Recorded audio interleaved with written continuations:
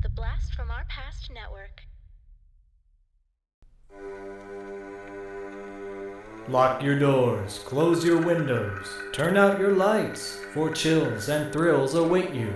It's time for Podcasting After Dark with your hosts, Corey Stevenson and Zach Schaefer. Stay with a friend, say your prayers as grisly ghouls close in to seal your doom. Tonight's episode, The Resurrected, starring Chris Sarandon, John Terry, and Robert Romanus.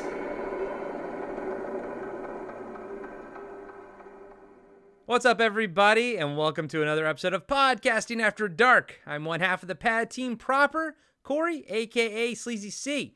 Joined with me, as always, my brother from another mother, Zach, the Total Snack and Schaefer, sipping on a Jolt Cola right now, baby. Woo! I got my Jolt root beers, too. Those are delicious also, but Jolt Cola. Hey, Redcon, let's get a sponsorship for Podcasting After Dark. Yeah, you've been drinking those things for years now. I love it. Yeah, and you know what? Amazon is terrible. They send you like dented cans all the time, and Redcon rectifies that by sending you a whole new case if Amazon screws up. Well, I'm actually looking forward to trying one when I'm with you this weekend for Pasadena Comic-Con. Unfortunately, this episode will be dropping much later than that. Actually, the Tremors episode, guys and gals, Zach and I are literally hanging out the day that the Tremors episode drops. So yes. This is a week late, but I hope everyone came out and saw us, and I hope everyone had a good time. I hope we did a good job. Yeah, if you didn't come out, you're never going to know what we did because it's not going to be recorded. Just kidding. We'll probably do a follow-up down the road on 80s Kids Unite. All right, guys and gals. So this week we are reviewing Dan O'Bannon's The Resurrected, 1991. It's based on the H.P. Lovecraft story, The Case of Charles Dexter Ward, which was written in 1927, but wasn't published until 1941 in Weird Tales magazine. I believe it was an abridged version, and then I think 3 years later it was published in its entirety. This one is brought to you all by our pal Cam Sully at the Jacked Up Review Show podcast. Zach, why don't you tell everybody about the Patreon page? Oh, well, once again, because Cam brought this to the table, he is a executive producer of Podcasting After Dark. If you go to our Patreon, patreon.com/podcastingafterdark, and sign up today at the highest tier, you can choose the movie that we break down, and we'll break it down for you. And you get, all that beautiful credit that comes with breaking down a movie. If it's terrible, it's our fault. That's right. And we have another Patreon pick later this month, so stay tuned to find out what that is. It'll be coming from Brian. But right now, we're singing the praises of Cam Sully, so make sure you go check out the Jacked Up Review Show podcast. It's a lot of fun. Zach and I have been on it, I think a couple times at least, and we always have a good time. If not a couple times, well, Cam, we need to come back. How about that? So, Zach, The Resurrected, I will say, as long as we've been doing this show, and maybe as long as I've known you, you've talked about this film. I remember, I don't know when the last time you saw it or whatever, but I do remember you always saying, oh, we're going to cover this one day. This is in our wheelhouse and everything like that. So when was the first time this came across your eyeballs back in 91? Yeah, I brought this movie up so many times back in the day in the early episodes of Podcasting After Dark, and I hadn't seen it in well over a decade or so. I watched it on repeat on HBO and Cinemax when it first came out because I think it went straight to video or straight to cable. It actually went, I think more straight to cable than video. So yeah, it kind of lived there for a little bit until it popped up on VHS. Yeah, and then when it came out on VHS, I bought it because at the time I really loved the tone and the energy of it. I'm a huge Chris Sarandon fan ever since Fright Night, obviously, and the supporting actor Robert Romanus, who we'll get to in a little bit, and I'll share my love of him. Robert Romanus, and at the time I watched it over and over again. I thought it was amazing. I got the book that it was based on. I think I still have it, and then it just sat on a shelf. Forgot about it for decades, but it was like, oh yeah, but it lived in your memory though, right? Like it lived nostalgically in your memory. Yeah, 3 specific scenes lived in my memory, and then as I got older, I was like, I don't really remember the rest of this. And then I watched it again the other day and I was like, oh yeah, I love all those scenes just as I did before. And then I realized probably 15 minutes of this movie could have been cut out. Yeah. That's not a bad thing. That's just more of an observation. Yeah, it's got a solid, I think an hour and 47-minute runtime. Did you read The Case of Charles Dexter Ward by H.P. Lovecraft? I started reading it just like I started reading what From Beyond was based on, just like I started reading what Herbert West was based on, and then I just kind of tapped out. I was like, oh yeah, I'm gonna go watch the movie. And then I would read the comic book. So I started to read it, and then Lovecraft Country came out, and I was like, oh yeah, I forgot. H.P. Lovecraft is kind of racist. Yeah, a little bit. I do remember this being in Fangoria, right? Did you? Yes. Yeah, that was where it caught my attention back in the day. Around 91, I don't think I had access to cable or sort of regular access to cable, so I didn't see it. And then I thought I'd known the cover of it, and then I was looking online for the VHS cover, and I was like, oh, that doesn't ring a bell at all. So, I knew I'd never seen it before. But I went into this very excited to watch it. Guys and gals, I will say that I read the book. I read the 120-page. It's almost like a novella. But his writing is so dense that if it was done nowadays, it probably would stretch out to 300 pages or something like that. It is walls of text, just walls of dense text. But guys and gals, I persevered. It took me 4 days. I'm just sitting at the kitchen table reading it. My wife's like, how's it going? I'm like, it's going. And I did like it. Don't get me wrong. I very much enjoyed the book. Like I said, I remember the Fangoria issue and everything. So going into this movie, I had high hopes, high expectations. Zach talking fondly about it. People online talk about it very fondly. They love the last half of this film, or the climax of this film. We're in when everyone's in the catacombs and everything. And I'm watching the movie and I'm like, Jesus fucking Christ, it takes 45 fucking minutes to get to the first monster. And don't get me wrong, I like a slow burn as much as the next guy, and that monster is definitely worth the 45-minute payoff, and we'll talk about the effects, people behind it and everything. Yeah. And then it's almost a lot of nothing until the catacomb scenes, everything in the catacomb scenes takes I don't know, a minute and a half of monster stuff, Yeah. And guys and gals, I'm watching this movie the first time, and I'm like, oh God, and I'm kind of drinking, I'm having a good time watching it the first time. I'm an hour and 20 minutes into it, and I'm like, oh, come on, how much longer do we got on this thing? I'm like, oh my God, I got another fucking 30 minutes on it. What the hell? Oh, Zach, you're letting me down. Zach, my man, what's going on? And then, I sat there with the movie, I thought about it, and I read the book. And I was like, okay, I loved the book. I thought that was great, even though, it's a kind of not an easy read.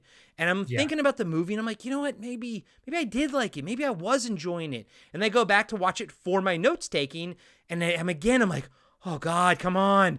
What the hell's happening? Come on. What's taking so long? What's taking so long to get to anything? Now, the stuff they get to, when they do get there, is fucking awesome. But man, as far as slow burns go, this is a slog of a slow burn. Yeah, I have a couple quick hot takes. Please. That I wish, one, midway through this movie, I texted Corey while I was watching it, and I'm like, I wish, it reminds me of the narration reminds me of a little bit of Fletch and Chevy Chase, and I'm like, actually, if Chevy Chase narrated this and then they had the music, and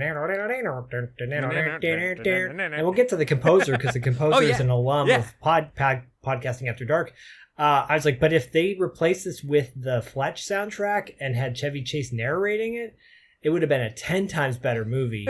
And if they killed off the lead and saved the supporting actor, I would have been happier with that too, because I love me some Robert Romanus. Oh my God, Robert Romanus. Oh, he's going to be so pissed off when he hears this, man. Yeah, he'll never listen to it. I know. Lonnie, you should have kept smoking cigarettes, Lonnie. Oh, Lonnie Nonnie, he likes to potty. He don't bother nobody. And this movie has so many great things going for it. Yeah. But then it's just got a slogging time where it's just like, oh, there's just scenes that could have been trimmed down. It's just almost every scene could have been trimmed down. Then obviously the monster sequence should have been boosted up. What happens in the last 15, 20 minutes of this movie is fantastic. But then there's just moments where I'm like, oh, I don't need to take my time going into the room. Yeah. Seeing everything in the room. Like, am I playing Resident Evil, the first one right now? Like, what is going on? I mean, honestly, I wouldn't be surprised if that was if this movie was an inspiration for that, because I think that came out in like 92, 93. But yeah, dude, like you said it, there is so many individual things that just rock so fucking hard in this movie. The creature design, fan-fucking-tastic. Chris Sarandon, just awesome. Absolutely fucking awesome what he's doing with like dual roles here. Although I think there is one role, I think, of the two, it's a lot more fun for him. He's having more fun with. Oh, yeah. The lead is doing, everyone is doing a great job. Absolutely bang-up job. I think sometimes a little bit like the set design is a little plain. Like it's almost like I think they spent a lot of their meager budget where it counts, like in the catacombs and stuff. But then that means when you get upstairs to this like old farmhouse that's been there since like supposed to be since like 1750s, it's like that just looks like something from like, I don't know, 1930s or something. Like it didn't feel ancient and old like it was supposed to. Cinematography almost, it kind of a little bit feels like a TV movie-ish, but where it counts, and all the places I just said, it really does shine. And I just wish there weren't just giant swaths, giant like slogs to get there. Like, for example, Zach, we don't need him driving, John March driving for 5 minutes, stopping at that gas station to find out where this farmhouse is. And I know it's all part of the story, but like cut all of that out and have it just like have the Claire give him the address. Here it is. Like, here's where he's at. Go here. Because if everyone knows how to do deliveries there, then he should have been able to find that before going there. So get rid of all that, excise all of that slog from it. And it's even worse a second time watching because I'm like, this doesn't even matter. You know what I mean? This scene with the old man at the gas station doesn't even fucking matter. Yeah, because the old man at the gas station's an asshole. He's a fucking asshole. He practically spits on him. Yeah. So I'm like, yeah. You're an asshole. Yeah. And in today's day and age, like he seems all too relevant to a lot of people in our country. Yeah. But anyways, that's all beside the point. Or is it? No, I agree with you. And there's a lot to be said. We're kind of getting the fat out of the way before we get into the meat of this. This is like a really nice steak with a shit ton of fat on it. Yeah. And then you could eat the fat and it tastes kind of good actually, but like it's not really good for you and you don't need it. So that's kind of like those big chunks of the movie, Yeah, I actually. But everything with Lonnie, just give me more of that. Yeah, give me more of Lonnie in this. I liked what they did with him. Now, as far as like adaptations go, I know people say that this one's pretty faithful to the book, to H.P. Lovecraft, and I know that that's hard to do, and I agree with him. I think it is faithful. Now, it is different, and I'll talk about those differences when we do the breakdown, and that's actually going to be sort of the backbone behind this breakdown. But I will say that it is pretty faithful as far as like other Lovecraft, inspired stuff I've seen. Like I've seen Dagon, which I actually really enjoyed Dagon, but I haven't read that source material, so I can't comment on that. Of course, we both love From Beyond, both love Reanimator, but I've not read the source material on those either. Now, all that being said, for me, my personal favorite H.P. Lovecraft stuff is more of the inspired by H.P. Lovecraft. Example, The Void. I think that does a great job of being Lovecraftian without being, from an actual Lovecraft story. Agreed. Yeah. I've seen pretty much everything that is based on Lovecraft because I think I love the folklore. Oregon had a Lovecraft festival for decades. Oh, cool. During the 90s, I think. Not decades, years. Had a Lovecraft film festival up there. Very cool. And in fact, I might still have a VHS copy of a collection of Lovecraft stories, short films that were made inspired by really cool stuff. I remember early days of going to Fangoria, everything was Cthulhu all over the place, but everything was Lovecraft. He doesn't get a lot of love anymore because it sounds like he was not that great of a guy. But it is what it is, This story, I applaud that this movie was made because I think, Stuart Gordon and Brian Usna were the ones who brought so much of Lovecraft to the surface on screen. And it was nice to see a different take on that with, different actors and whatnot. Yeah, if you're going into this expecting it to be like Reanimator or From Beyond, it's not. Like Corey said, it's a slow burn. At times it does feel like a TV movie of the week. That's not a bad thing necessarily. It's just, it is what it is, It's just a slow pace. And then the payoffs, pretty close to feeling worth it. Yeah. But when you get to the payoffs, you're like, okay, I'll watch it again. Because of that payoff. Yeah, exactly. So, Zach, you mentioned that you had seen other H.P. Lovecraft-inspired stuff. Have you ever seen The Unnameable? I have seen this movie. I haven't seen it since I saw it back in the day when I rented it on VHS. So I'm down to watch it again. Looking at some of the images right now, the cover art is obviously pulls you in. It's got a short runtime of 120 or an hour and 27 minutes. And then there's some mullets and some babes. So I'm sold. Yeah, might be good. Might be worth checking out. But before we talk about Unnameable, we got to get through the Resurrected. So Zach, talk to us about people behind the scenes, starting with the director. Well, we actually extensively covered the director on a documentary about him. That was that this past year, I think? This year's, Memory, the Making of Alien. Now, granted, it wasn't technically about Dan O'Bannon, but he was extensively, talked about in it, and his wife was interviewed in it. And yeah, I wouldn't be surprised if it was one of those things where the documentary didn't start out to be about him, but it became like 60% about him, and really ignited my realization that he had such a hand in my childhood. I spent all these writing, things, writing all these movies that I fucking loved growing up. Yeah, I mean, he's kind of a cult legend for his status, and responsible for Return of the Living Dead and Alien franchise, et cetera, et cetera. Go listen to that documentary because we get into the weeds with Dan O'Bannon on that. Yeah, and it's crazy that he's only ever directed 2 movies, Return of the Living Dead and this. We covered Return of the Living Dead way back in season 1, probably due for a recover. But, this wraps up our tour de force of Dan O'Bannon. But, Zach, I'm not going to lie to you.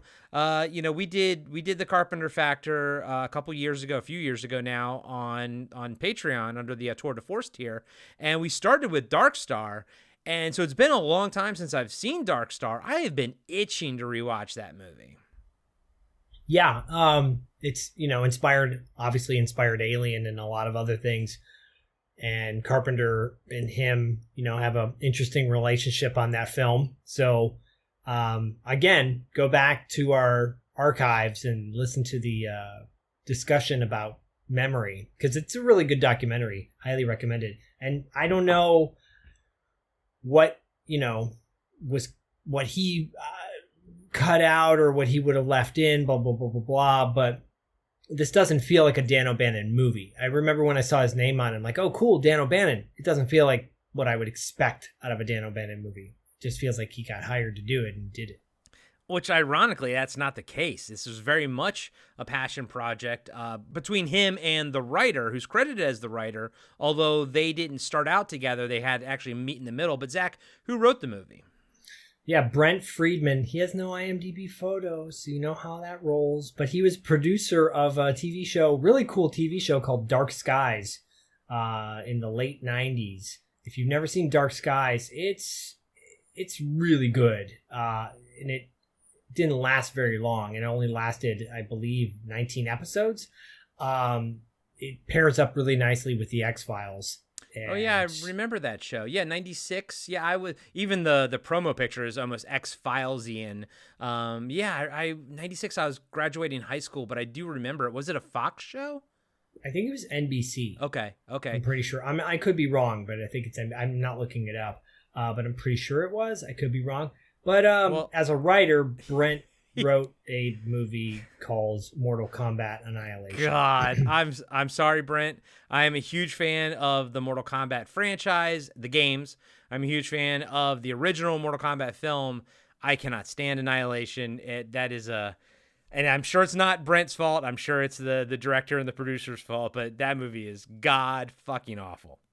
Yeah, I mean, look, it's not, there's a lot of pieces that go into making a movie bad. It's not always, but he did a fun Chuck Norris movie called Hellbound in 94. And he wrote a lot of the scripts for Dark Skies as well. And he's done some pretty interesting things, worked on a few Full Moon projects, Prehysteria 2 and 3.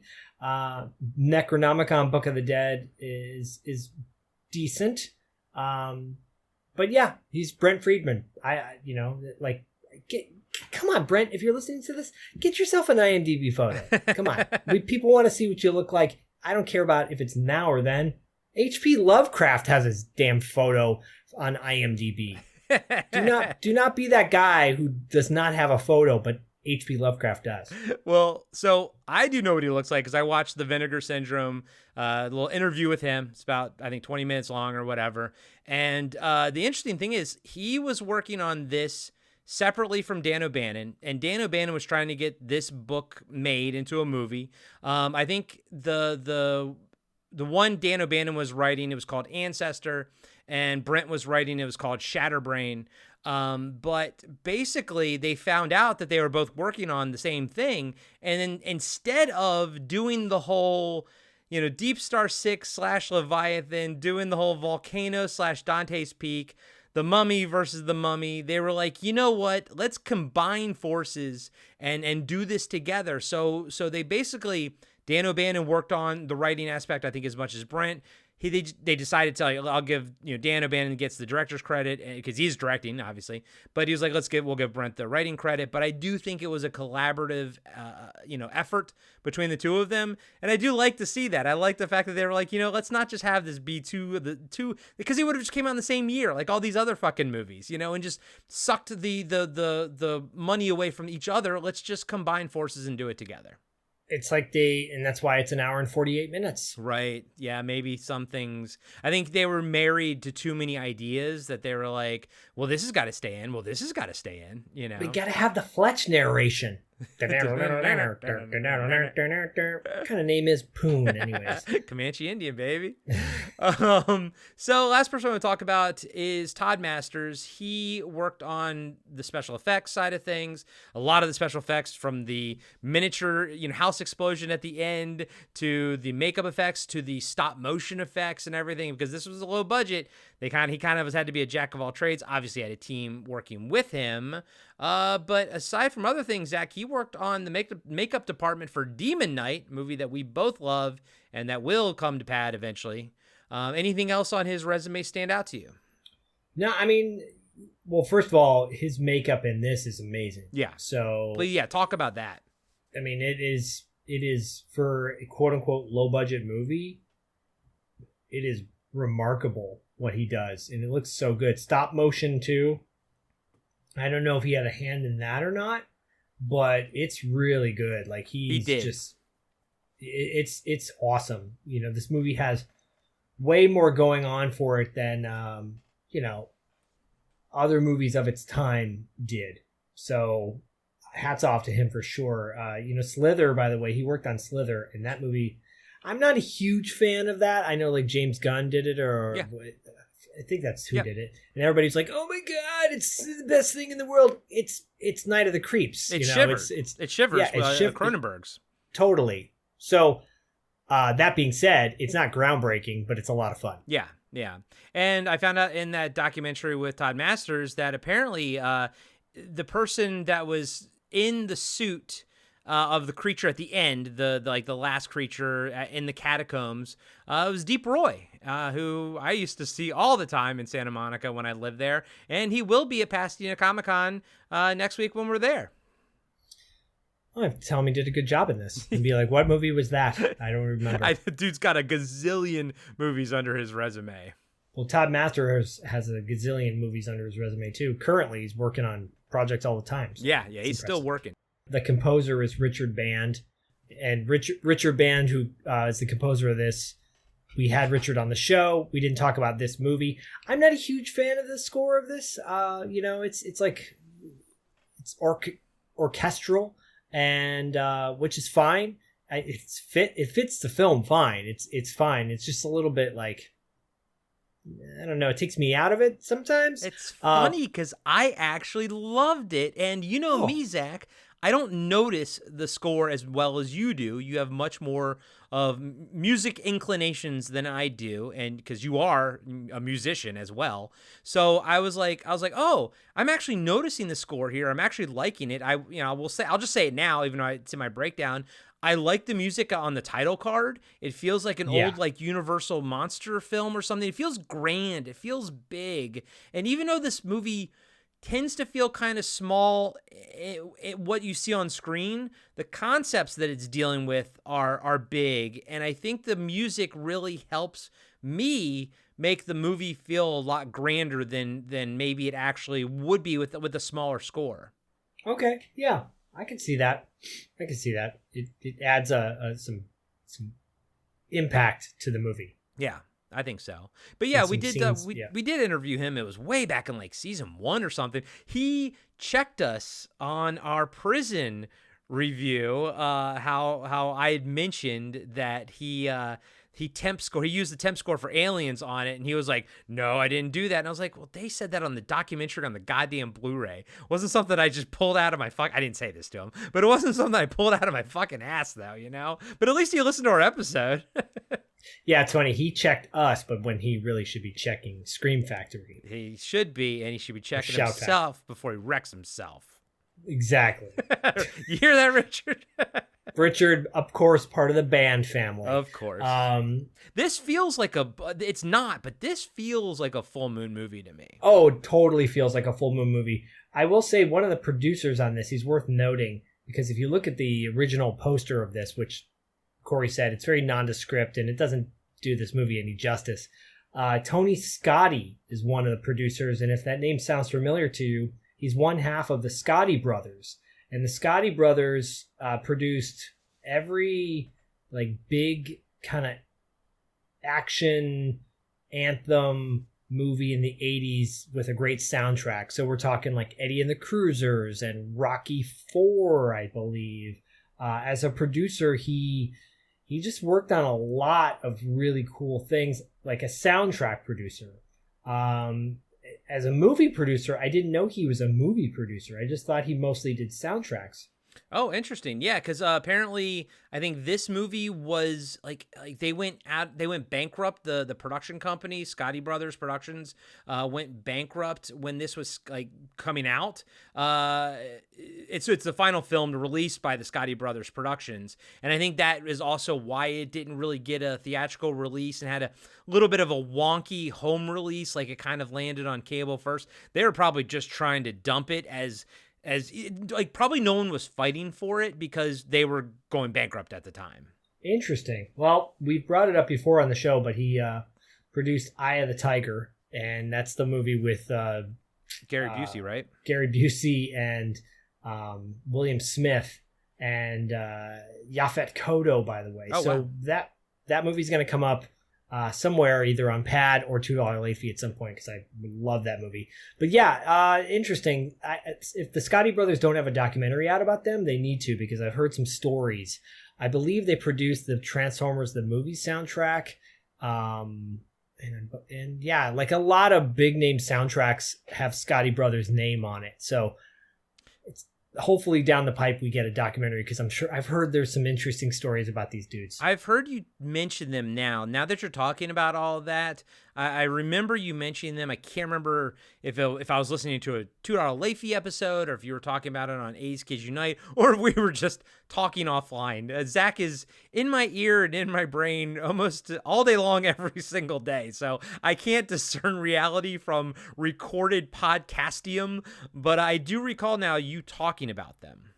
Yeah, this is what happens when you spend not way too much, but this is what happens when you spend every waking moment with your podcast brother, because it's like, was it on the show or in real life? I know. And we don't even live like near each other. We're like states away, but we text all day long. And yeah, exactly. Yeah, all the time. I love it. I Me love too. it. But don't tell my family that, 'cause I never message them. So let's get to the cast. So John Terry plays the lead in this. John March.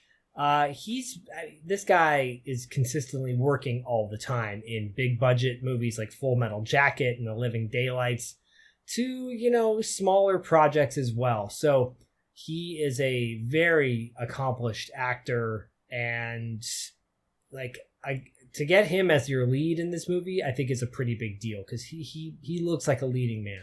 Yeah, I kind of know him as Felix Leiter on those earlier James Bond movies, back in the day.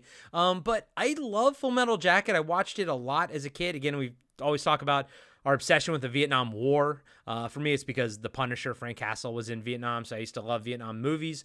But Zach, who was he in that movie? Was he in basic training camp, or was he when Joker went to war and everything? I haven't seen that movie in forever, so Okay. I couldn't tell you. Okay. But I'm assuming probably in war. I don't know. Okay, all right. He was on ER for 8 episodes. Oh, no shit. I used to watch the hell out of that back in the day. Yeah, but he's great. And Jane Sibbett is... was she on Seinfeld? No. She was on Herman's Head. She was on. Oh, yeah. She was on Friends. She was Ross's lesbian wife on Friends, Carol. That's right, dude. One of these days on TV Obscura or something, we're gonna have to talk about those early batches of Fox shows, because every person in Herman's Head, I'll see them and I'll be like, oh, Hank Azaria, I know him from Herman's Head. This lady, I know her from Herman's Head. Yardley Smith, I was like, oh, it's like I was a Fox kid. I watched every show Fox did, and Herman's Head, God, even though I haven't seen that since probably 1992 or 93, it lives rent-free in my head. So yeah, she'll always be from Herman's Head to me. Yeah, we got to cover Herman's Head. We do. We really do. For sure. We talked to death about Chris Sarandon in our Fright Night episode way back when. Y'all know who Chris Sarandon is. It's Chris Sarandon. Exactly. And guess what? He's got a podcast. He sure does. But Zach, let's take this moment then, since we have talked about his filmography. Let's talk about his acting in this movie. And he plays 2 roles basically: Joseph Kerwin, the ancestor Joseph Kerwin, and Charles Dexter Ward. He is chewing up the scenery in this movie as Joseph Kerwin. Is a bit more restrained as Charles Dexter Ward, but I think that's what really helps this movie stand out. Yeah, it's tricky because when you get known for one particular role and then you play, you're an actor, so you play different roles. It's hard for me sometimes to distinguish between that one role I love them in and then other movies. So he's great in this, but I'll always love him as Jerry Dandridge, and I'll never unsee him as Jerry Dandridge. So when I saw him in Princess Bride, I was like, oh, he's such a douchebag in that. And then I see him in this and I'm like, oh, he's so gross and maniacal. He's really great in this. But I miss Jerry Dandridge. I want to see him play like a hunky guy. Even in Child's Play, he kind of plays a derpy police cop, and he's like kind of derpy. I want to see him be cool. And he's really good in this though. Like, he's very evil. He's a great, dual kind of villain / meek guy. Yeah. And I mean, it's always hard when, I know for you, Fright Night is like a pedestal movie. It's up on a pedestal. You love that movie so much. And yeah, it's hard when you see like one of, an actor from one of your pedestal movies, and then you're like, okay, how is he in this movie? And he's an actor. He's going to play it differently. And you're like, well, come on. I just want more of that. And it sucks too, because Jerry Dandridge dies. You want more of him. So you're hoping to see more of him in this movie, but he's not at all. Like, Joseph Kerwin is such like a sinister character. And then Charles Dexter Ward, even though the movie takes place in 1991, he's almost playing him like an older vampire. He's almost playing him like antiquity. Like, he plays, and sometimes it's also Chris Sarandon's voice, the way he's sort of, I can't even do it, just the way he sort of enunciates things. I think it works perfectly as Jerry Dandridge, because he's old, he's been around forever, and he kind of has this old quality to his speech.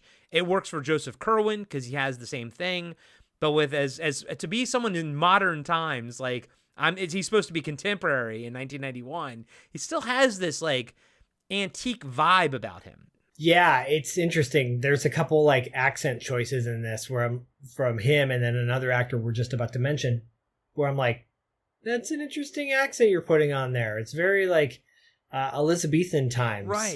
Kind of deal. And I'm like, are we watching an episode of Doctor Who? Or are you trying to do like a, trying to sound like the Doctor? I have been watching a lot of Doctor Who lately, so maybe that's why I was like, oh, you sound just like Tom Baker, who, as of this recording, just turned 92 today, so that's pretty rad. But yeah, I was like, no, that's an interesting choice in 1991. I don't know if I would have played that. It would feel like he should have been more mainstream, whatever. Anyways, that being said, still great in this. Yeah. He's playing a lot of, chewing up a lot of scenery, like you said. Someone who's not chewing up scenery, but it's just nice to see him in a role like this is Robert Romanus, who plays Lonnie, who's John March's like assistant detective. Yeah. And y'all know who Robert Romanus is. He's Damone from Fast Times at Ridgemont High. Yeah. It's iconic. But I interviewed him on $2 Late Fee years ago in our first season. And that episode still, you gotta go find that because it's a really good episode. But off air, I got to ask him about the Resurrected. I said, oh, I meant to tell you I really loved you in the Resurrected. He goes, oh, that was a really fun movie to make. I really enjoyed making that movie. It was and he goes, the cops were called on this. And I go, well, oh, do tell. And he goes, well, there's a scene in the movie where there's all these bodies floating down the water. Oh, Todd Masters tells this story too, but go ahead. Yeah, go on. Yeah. Oh, okay, cool. And so someone saw the bodies in the water and they called the cops on them, and the cops showed up when they were shooting the scenes, and they were like, no, these aren't real bodies. These are fake. Yeah.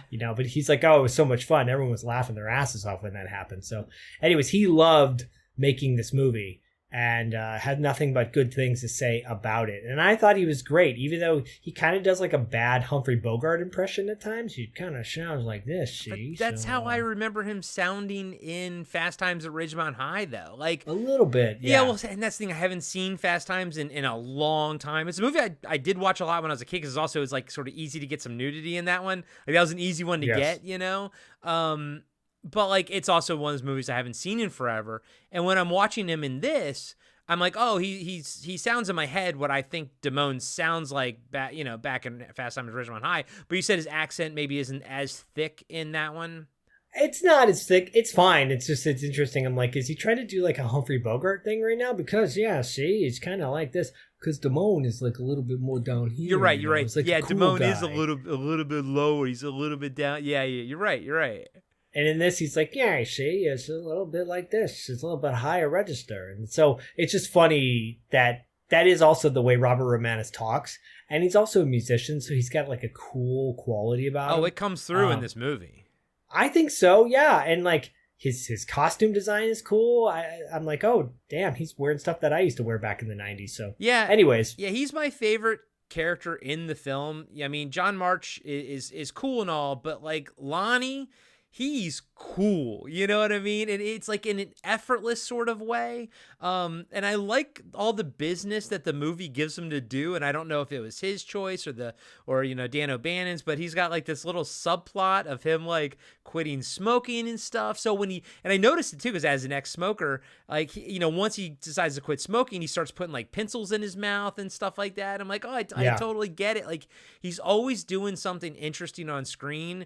And with a movie, again, that's like an hour and 47 minutes long, like, my God, like, I don't see enough of him. I want more Lonnie in the movie, to be honest with you. Like, I don't want it to increase the runtime, but maybe shave something here and there and then insert him, more into it. Well, I think to me, like, the dialogue is really good amongst the detectives and like their assistant in the office. It's really funny banter back and forth. But there's just scenes in this movie where they're like walking down a hallway really slowly and just taking their time when they could cut those scenes out. And like you said, the gas station scene, just cut it out. Because John Terry's really good, Yeah, he's cool. He's cool as a detective. Yeah. I totally buy him being a detective. Yeah, and he's got some cool lines, especially at the end, where his delivery is really funny. But it's just, the pacing is just kind of off, And I think, honestly, out of all the actors in the movie, no offense, but Jane Sibbett is definitely kind of brings it down a notch because she's just kind of like so melodramatic. I love her. I will always love her. I had a crush on her when I was a kid. I'm watching this here, and I'm like, nah. I know it sounds bad, but I'm not either. I'm not a TV actor or a movie actor, but I'm watching this, and I'm like, she's definitely more of a TV actor. And I think maybe that's also why I get the vibes of like this almost sometimes feels like a TV movie, you know, a little bit. And I think it's because of her. And I don't think she's doing a terrible job, but for some reason her acting is just it's not theatrical, you know? Well, she's also like damsel in distress the whole time. So she's very much like, woe is me kind of character. And you're like, come on, I know it's 1991, so it's a little more cliche back then.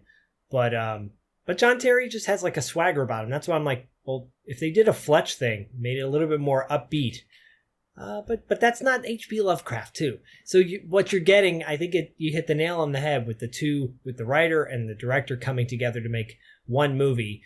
They kind of combined all their forces. It's like taking your He-Man figures and swapping arms and being like, look, it's Zodak's arms on Merman. Cool. And you're like, it's pretty cool, but it's maybe a little too much. Especially with how hairy Zodak's arms are. Why the hell was Zodak so damn hairy? I don't know, but I loved him. I just didn't love his hair. He's hairy with web fingers. Dude, you know, gross. The Zodak that I loved the most was in that, 2011 or 2001? 2011, cool. The remake, the reboot of He-Man. Yeah. He had those like blue tattoo thingies on him, that on his arms and everything that glowed. He was awesome looking in that, dude. Yeah, I mean, he looked cool in this Filmation one too, but the figure from the 80s, oofa. Dude, we're getting that live action He-Man movie this year, bro. Better have Zodak hairless. I like my superheroes hairless. I like my Zodaks hairless. You know, I'm a simple man. I like hairless Zodaks. And lollipops up my ass. Yeah. Is your Zodak hairless? But you didn't. But you didn't do anything, Zodak, right? You didn't do anything. But I didn't do any. But you didn't do anything. But they're just, the Zodaks are so cute. You know what else is hairless? The creatures in this movie. Oh boy, are they? Yeah. Anyways, all right. Well, Cam Sully of the Jacked Up Review Show podcast, thank you so much for having me finally watch The Resurrected. I regret nothing. I regret nothing, and I regret nothing going into this breakdown. Hey, look, it didn't have a hairy Zodak in it, so that's good by me. Roll the trailer. Then, from the author of Terror, H.P. Lovecraft. From the director of Return of the Living Dead. There's no evil in what I do, so long as I do it rightly. The Resurrected. I have struck depths that your little brain cannot fathom. He lived centuries ago. It is to be expected. The dead take much blood. But for him, death was only the beginning. The cops found 8 boxes of human remains. Turns out they've had a rash of tomb snatchings over in Europe. Now, this wizard from the past. Don't you understand what's going on down here, Lonnie? He beat death. Has teamed with a man from the present. So he's talking about bringing people back from the dead. To create an evil that will last forever. As the hunger grows, my control will surely weaken. The best we can hope for is to somehow diminish Charles's homicidal and cannibalistic impulses. The curse of the formerly dead is the hunger, and it will not be denied. Chris Sarandon of Fright Night and Child's Play. I have drawn down demons from the stars. There'll be no salvation for thee. John Terry of In Country and Full Metal Jacket. Jane Sibbett of television's The Famous Teddy Z. The destinies of all things, living and dead, are mine. The Resurrected. The opening title card and score, I just mentioned that earlier, has an old school Universal monster movie vibe to it. But I do like that this has a black and white background with the red lettering. I think it looks really fucking cool. It's cool. It's not generic. No, not at all. I think they spent a lot more money on this than maybe some of the sets. Come on. The film starts with Charles Dexter Ward having escaped from a second-story window at a mental hospital, leaving behind the bloody mess of a decapitated orderly. Next to the body, there's a strange blue ash residue. Outside in the parking lot below, they discover Charles's suitcase. Dude, great fake body, and what a way to start the movie. What a great fake body. Hey. Hey, how you doing, fake body? Hey, it's me, Damone. Doesn't matter whether she comes, stays, lays, or prays, because she's dead. You sure about that, Damone? Hey, look, boy. I'm a detective. I detect things. I'm a detective. What did you think about this opening scene, though? Oh, boy. Well, Cam, you're in for it. No, it's cool. Like, it's a great opening setup. And again, this is a great start to the movie. So far, no problems. Keep riffing. I've got to pour my beer. Doesn't matter whether I got a problem with it or not, you know. As Corey pours his beer. That was it? No. That's all you got? I thought you had more Damone in you. Now you're on the spot. Look, you get yourself a suitcase filled with some dead bodies, and then you've got yourself a dead body suitcase, and that will take you far, rat. Okay, all right. Hey, don't call me that. Did you get, what was it, Criterion put out the Fast Times Blu-ray or something? I did. It's still sealed. Oh, okay. Well, maybe we can show Bodhi. Maybe show Bodhi that one. No way. No. I was like, No. well, let's show Bodhi Real Genius. And then I'm like, but there's that scene where she says, can you nail a 6-inch spike through a board with your penis? And I'm like, ooh, yeah, I'm not going to watch that. If we're fast forwarding a sex scene in Terminator, then we're skipping teenage sex comedies. Oh boy, especially from the 80s. Yeah. Cut to Private Detective John March in his office. He's bloody and making a recording of the case he just finished. This closes the case of Charles Dexter Ward. I'm telling this now while all the details are fresh in my mind. I don't expect anyone to believe this. I don't even know if I believe it myself. I can't trust my eyes anymore. Even when I sleep, I haven't slept in days. But when I do, I hate what I see. I'm telling you, it works. It does. And I mean, like Fletch, Fletch, he's a reporter. Investigative reporter, but also detectives. They're pretty much interchangeable story-wise. So, that works for me. And I love a good, film noir detective, as a kid, I wanted to be one. I wanted to just be gruff and smoking my cigarettes and drinking my scotch and just being like, I have angst and everything. You do that now. You're just not a detective. I still get paid for it. Yeah. No, this is a great setup. It's a really great setup to the movie, and I love the tone. I love that it's a detective noir film. Did it seem to you that this entire movie's ADR'd, though? Yeah, heavily. A lot of it is. A little distracting, I thought. Yeah. And Chris Sarandon, is awesome as he is. There's a vibe about him where it's I don't know if he's his character seems annoyed that he's in the movie.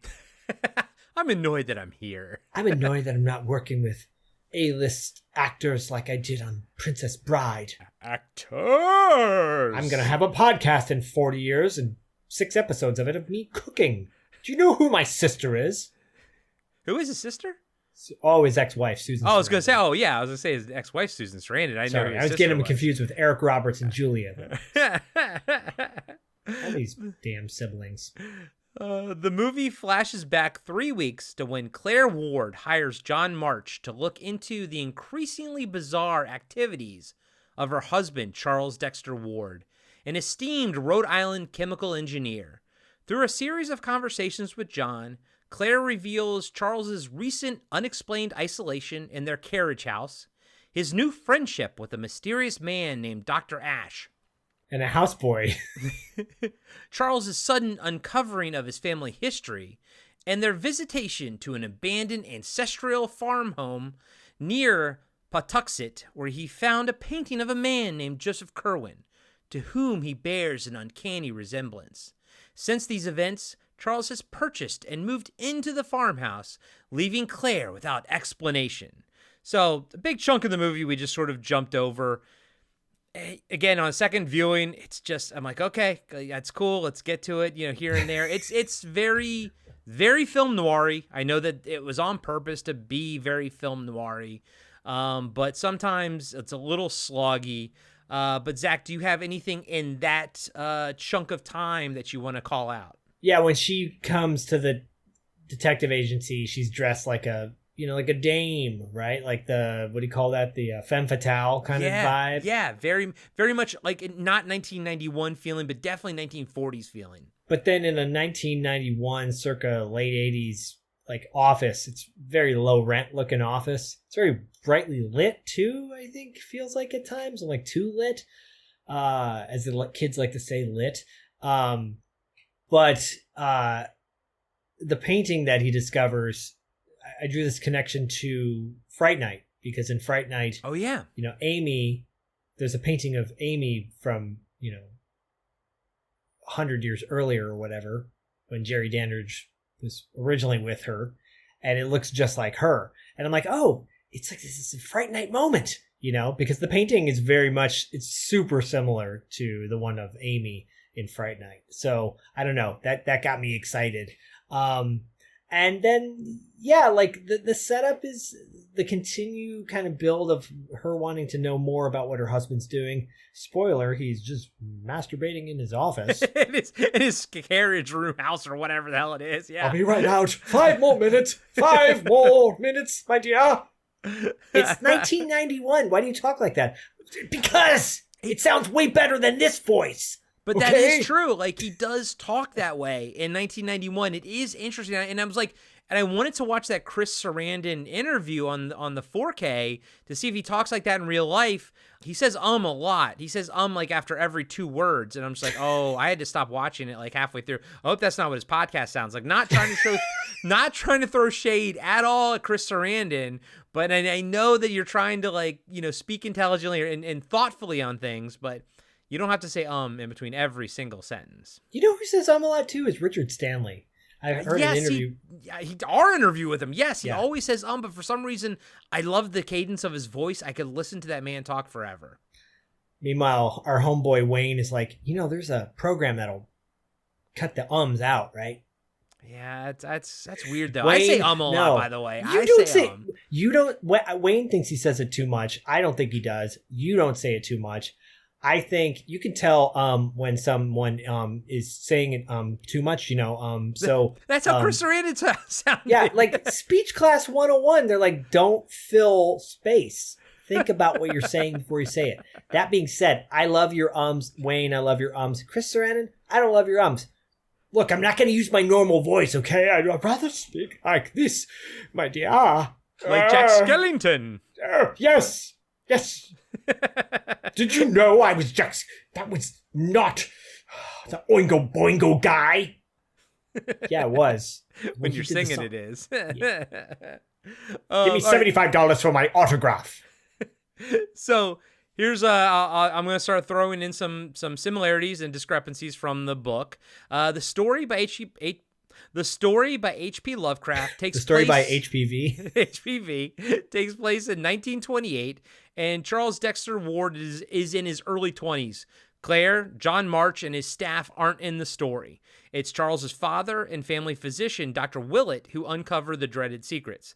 In the story, since Dr. Willett has known Charles since he was a boy, he knows, and he's like a physician, he knows he has a particular mole on his torso, but in the movie, they set up Chris Sarandon's perfect teeth, because he does have perfect teeth, as the distinguishing feature between Charles and Joseph Kerwin. Dr. Ash is called Dr. Allen in the story, but a lot of the rest is accurate. Charles Dexter Ward does find a picture of his secret ancestor, Kerwin, and it looks just like him. Instead of the carriage house, he's holed up in his parents' attic, then eventually moves to the farmhouse, although in the book, it's not actually Charles. By that point, he's dead. And Dr. Ash / Dr. Allen, he does wear a fake beard and glasses in the book as well. So far, I'd say it's pretty faithful, other than it doesn't have John March, Claire, Ward, and Lonnie and all of them. You know who wears glasses and beards? Perverts. Oh, Perverts. And Perverts. Fletch. Perverts, Corey. Perverts. Remember in Toxic Avenger Remake, he said, he runs like a pervert. I love that line. That was the best line in the movie.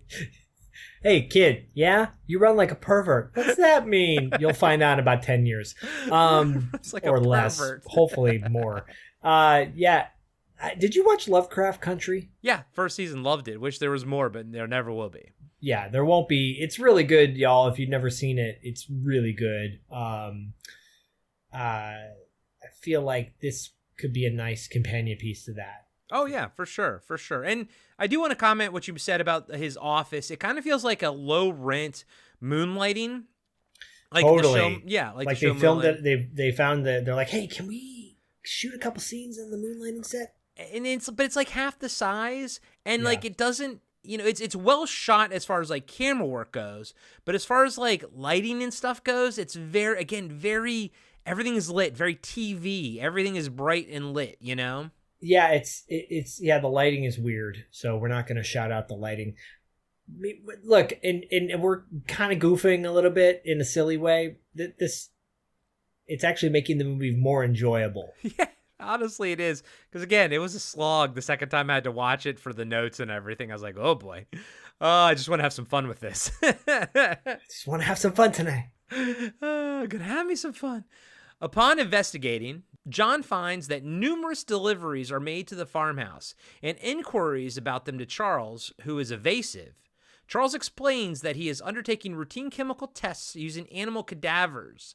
Lonnie uses his contact at the police to find out that when they raided the Ward estate, they found Charles had crates of human remains in his possession. He said it was a shipping error. And I do love that John March talks to Lonnie. Lonnie's at a payphone, but he calls John on his car phone in 91. And I'm like, oh my God. Like, you know how much that is costing him right now in minutes and everything? It's crazy. But at the same time, I'm just like, and scene ends and I'm like, no, more Lonnie. Oh, come on, more Lonnie, please. I know, because he's so good. By the way, is it before this or right after this? John Terry, March, he gets a hot dog. It's right before he talks to Lonnie on the phone. Yeah, or he goes to order it, but he doesn't take it. He looks at the hot dog, and the guy's asking him, like, how's he want his hot dog? And he goes, thanks, and just walks away. Yeah. And I'm just like, it's such an awkward, the way it's delivered, it's so, because it could have been way funnier than it was. And I'm just like, oh, falls flat. I could literally smell the hot dog through the TV, though. And it smelled delicious. Yeah, I haven't had a hot dog in forever. Oh, man. I hate eating healthy. I hate it. And I think that scene was supposed to illustrate how sort of sick he was, because I think there was supposed to be a smell at the house and everything, and that's kind of in the book too. How there's like this pungent odor and everything. And even though he talked to Charles Dexter Ward, that was really Charles Dexter Ward he talked to. I think it was trying to illustrate like, oh, he's kind of just sick to his stomach. But really, bro, again, there's no joke there. There's nothing there. It didn't really do anything. Right there is 45 seconds to a minute that can be shaved off. If anything, keep the runtime. Here's, you know what, Zach? I'm going to go back. I want the runtime to be exactly the same. I just want you to shave unnecessary shit and add Lonnie into it. And still cut 10 minutes from it. Sure. But give me more fucking Lonnie, though. Yeah, no, I know. I mean, yeah. When we find out what happens to Lonnie, it's really upsetting. I know. I mean, hell, if anything, I wouldn't even mind seeing Lonnie go to his police detective friend and talk to him. Like, show me that scene, you know what I mean? Because the detectives that show up are pretty badass, too. But, Yeah, they are. Exactly. In the book, Charles and Dr. Ash / Allen are trading the human remains of wizards, magicians, and occult scholars with other necromancers in Europe. So they're kind of trading them back and forth, and I'll get into a more elaborate of what's happening as far as what they're doing with them, with the remains. Hey everybody, Corey here. I just want to let you know that we'll be right back after these short messages.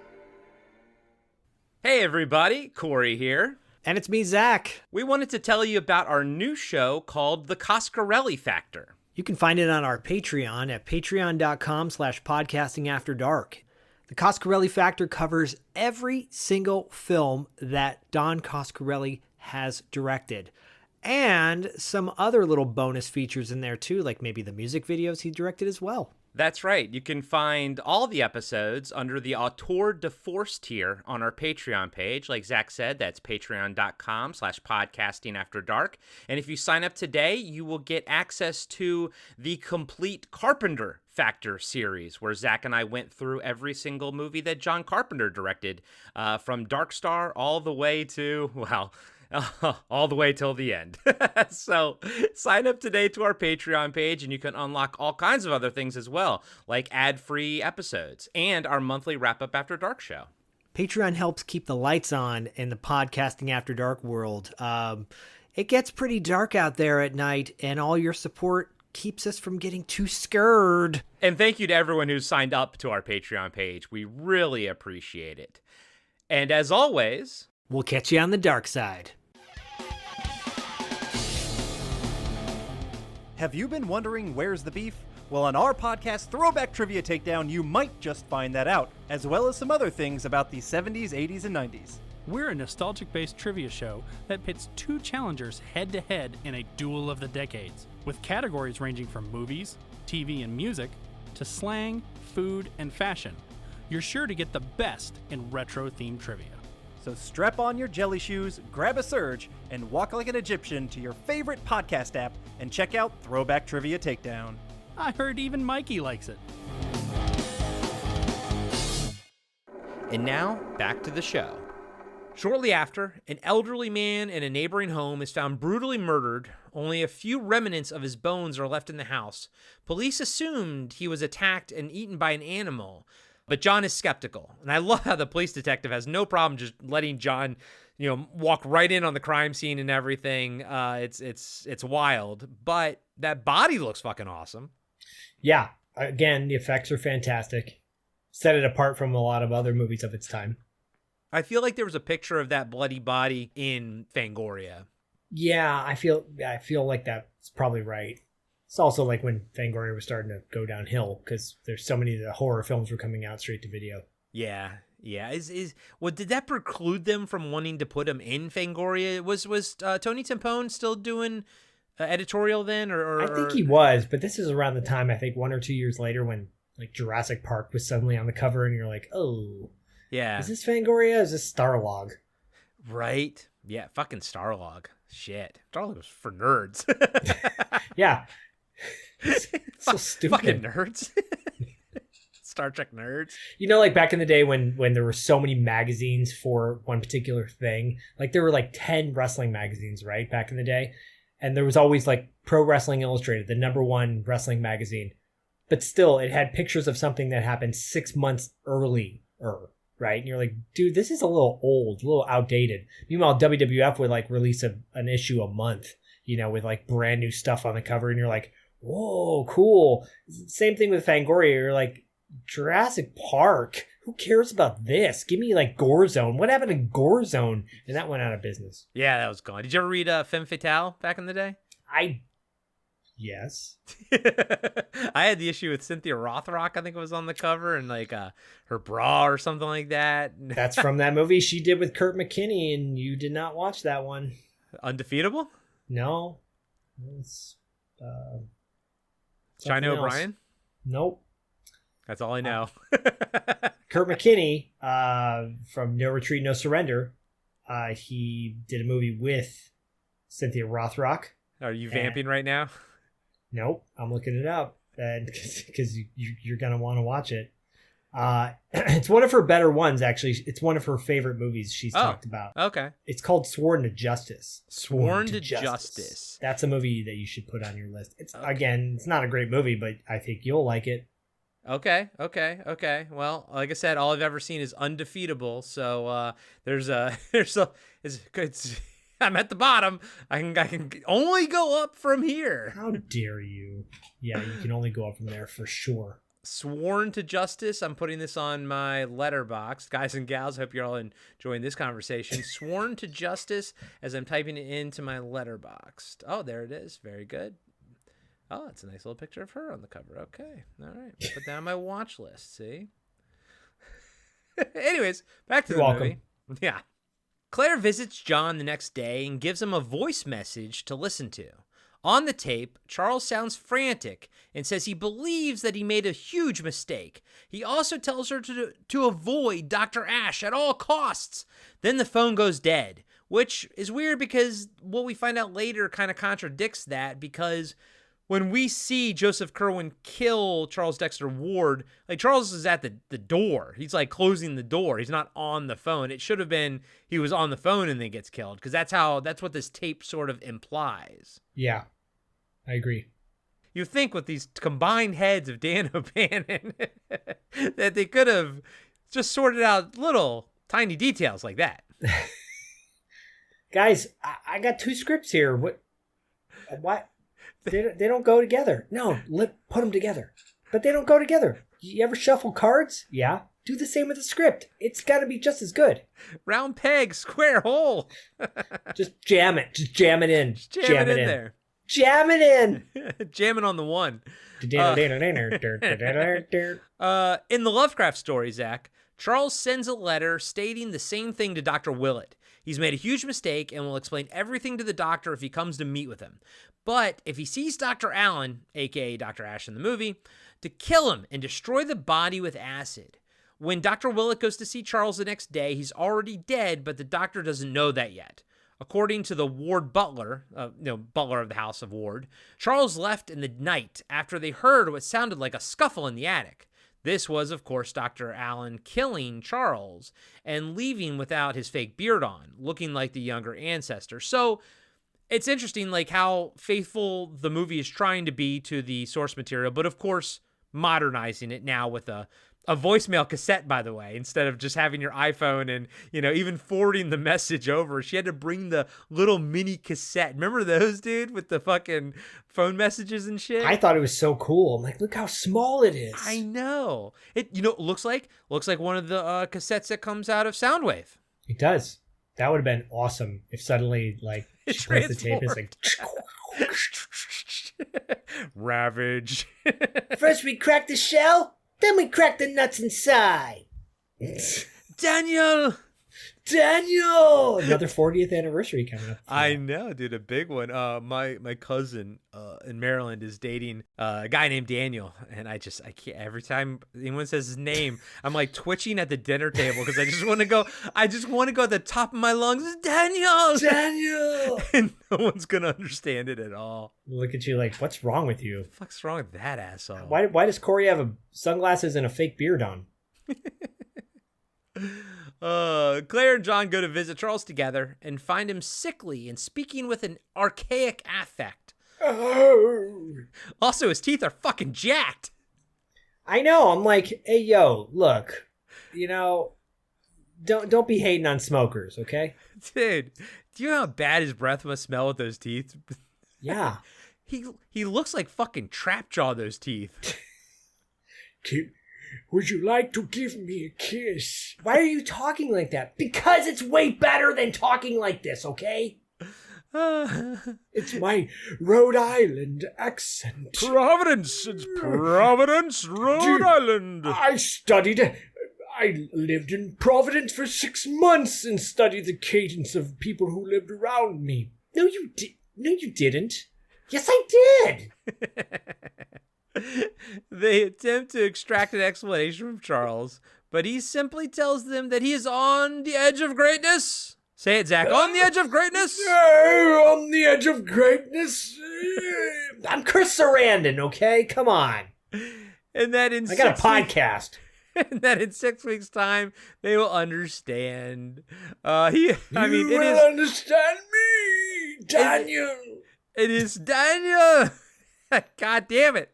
What is that called? It's like an earworm. Whenever fucking someone says something, I have to say it. Oh, God. It's also like when someone says, you always say that. And I'm like twitching. I'm like, you always say that, Frost. You always say it. I got a bad feeling about this drop. Again, this scene is similar to the story, with Kerwin speaking in a raspy voice and meeting with them in the shadows. But in the book, it's Dr. Willett and Charles's father, not Claire and March. As John drives them back home, Claire tells him that isn't her husband. We see a montage of John and Lonnie investigating Charles. They find out the backstory on his hired muscle. Zach, we'll talk about him in 1 second. And then yeah, we will. And then a lot of meat is being delivered to the farmhouse. A lot of meat, man meat. But more than most restaurants, according to the supplier. Also, the bank called Claire. Charles's check looks like forgeries. That part is very much a piece of the puzzle in the book. The bank is like, this is not Charles Dexter Ward's handwriting. Like, I like that. That's the attention to detail that's fucking works, you know? Yeah, I do appreciate that. Like little things like that in the script are important. Like in the beginning of the movie, he's asking about John March. John March is like asking for a social security number. Yeah, and I'm like, why is it significant? Oh, yeah, kind of. It's just like a small detail. I appreciate those things. Yeah. So now talk about his manservant with the dead eye. Wang. He's Chinese. It's from Boogie Nights, y'all. It's not being racist. No, but this guy he's supposed to be Chinese. That's the character, at least. I mean, he's definitely Asian descent with a droopy eye. Yeah. And it's very awkward looking. And he looks like he's been tortured. And where my mind goes is like he's been used as a pleasure device by people, probably. Like, poor guy. But he looks like a badass. He's not really a badass. He kind of like doesn't really do much. No, he doesn't do much. I was hoping he's like supposed to be like the Renfield kind of character. Yeah, that's what I got to. But there's really no meat on the bones outside of his fucked up eye. Yeah, it's kind of, he's got some weird scars on his arm, from being tortured probably or something like that. I don't know. Well, I think John March actually mentions that those are track marks. They're probably heroin addicts. Well, I think that's what they but maybe he's also giving blood, like they're taking blood from him as well. Oh, yeah. Or it's heroin and he's just, it's easy, to hire him essentially. It's an interesting choice that really doesn't go very far. Yeah, it's something that actually I would have rather seen a little bit more of this guy do something, Yeah, he's got like the Fred Savage Wonder Years droopy eye thing. Remember when Fred Savage would be like talking about Winnie and his eye would start twitching? Yeah, I didn't watch Wonder Years all that much, to be honest with you. Oh, okay, well. Fuck me then. What years were those on? I don't know. What years were the Wonder Years? I don't know. Was that early 90s or was that like mid 90s? No, it was late 80s, early 90s. Okay, all right.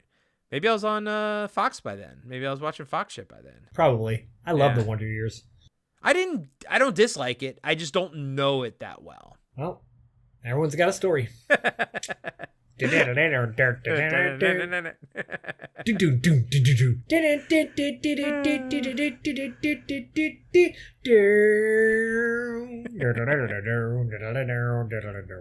down Fletch, by the way. We did. It was glorious. Glorious. And that movie's gonna come up on $2 late fee probably later this year. So stay tuned. Okay. Can I come back for that? No. Okay, awesome. Thanks. Yes, you can. No, actually makes sense. You already got my opinion. You should get somebody else's fucking opinion on it. You're not wrong. When you said no, that was the right answer, asshole. Oh. Well, we all know what my opinion is. We fucking did it for 3 hours. You should probably get somebody else. Get Reeve Stimpson. You owe him a good movie. No, Reeve Stimpson's coming on for A Real Genius. Okay. Y'all listen to Reeve Stimpson? He's great, man. Come on, support awesome. That guy. Give him a like on Spotify and whatnot. And Zach, I'm not going to lie to you. The reason we're kind of doing a bit of an abbreviated breakdown of this movie, there's not much to really talk about. Like, things are just the things, like, until the end. The end, I think we're going to have a lot more interesting shit to talk about in the movie. Don't justify it. This is good. This is just different. We can do it differently. It's such a slog. We don't see the first monster for 45 fucking minutes of the movie. Yeah, it's literally the 1 hour, 16-minute mark where things start to pick up a little bit. Boy. Oh. It's not to say that we hate this movie. It's not at all. No. It lives more fondly in my memory than it does when I'm actually watching it. Yeah. It's like a really long cigarette. No, those are good, buddy. Those are good. You don't know shit about cigarettes. You ain't no smoker. They cause cancer, so that's all I need to know. They're bad for you. It's what they do to your lungs. You know it doesn't cause cancer? I hope not. Jolt Cola. Absolutely fucking causes cancer. You're Face the legend. You're fucked, bro. No, this has got like, it's all natural. You're fucked. It's got... What if you get cancer and I don't? Hey, and I don't say that. That's really messed up. I up. smoked for like 25 years. This got natural flavor. What if I give you my lung cancer? All right, coffee beans in it. All right, Cam, we're back, baby. Okay. Claire agrees to have Charles committed to a hospital so she and John can fuck. No, I'm just kidding. Pretty much. Well, he fantasizes about that. I mean, come on. So she, John, and a cadre of police officers storm the farmhouse and extract Charles, but not without incident. Ward's henchman puts up a fight and kind of knocks out one police officer, and Charles holds a scalpel to Claire's throat while trying to get away. John rescues her, but gets his hand slashed in the process. Ooh. That I didn't like, because it looked like it cut him in that webbing in between your fucking fingers, you know? Well, if it was Zodak, it would have really cut him hard. It would have. Why were his hands? Why were his fucking hands webbed? In his feet, he had the 3-pronged feet. He had Skeletor's feet. I am Zodak. They all the guys except for He-Man had He-Man and Man-at-Arms.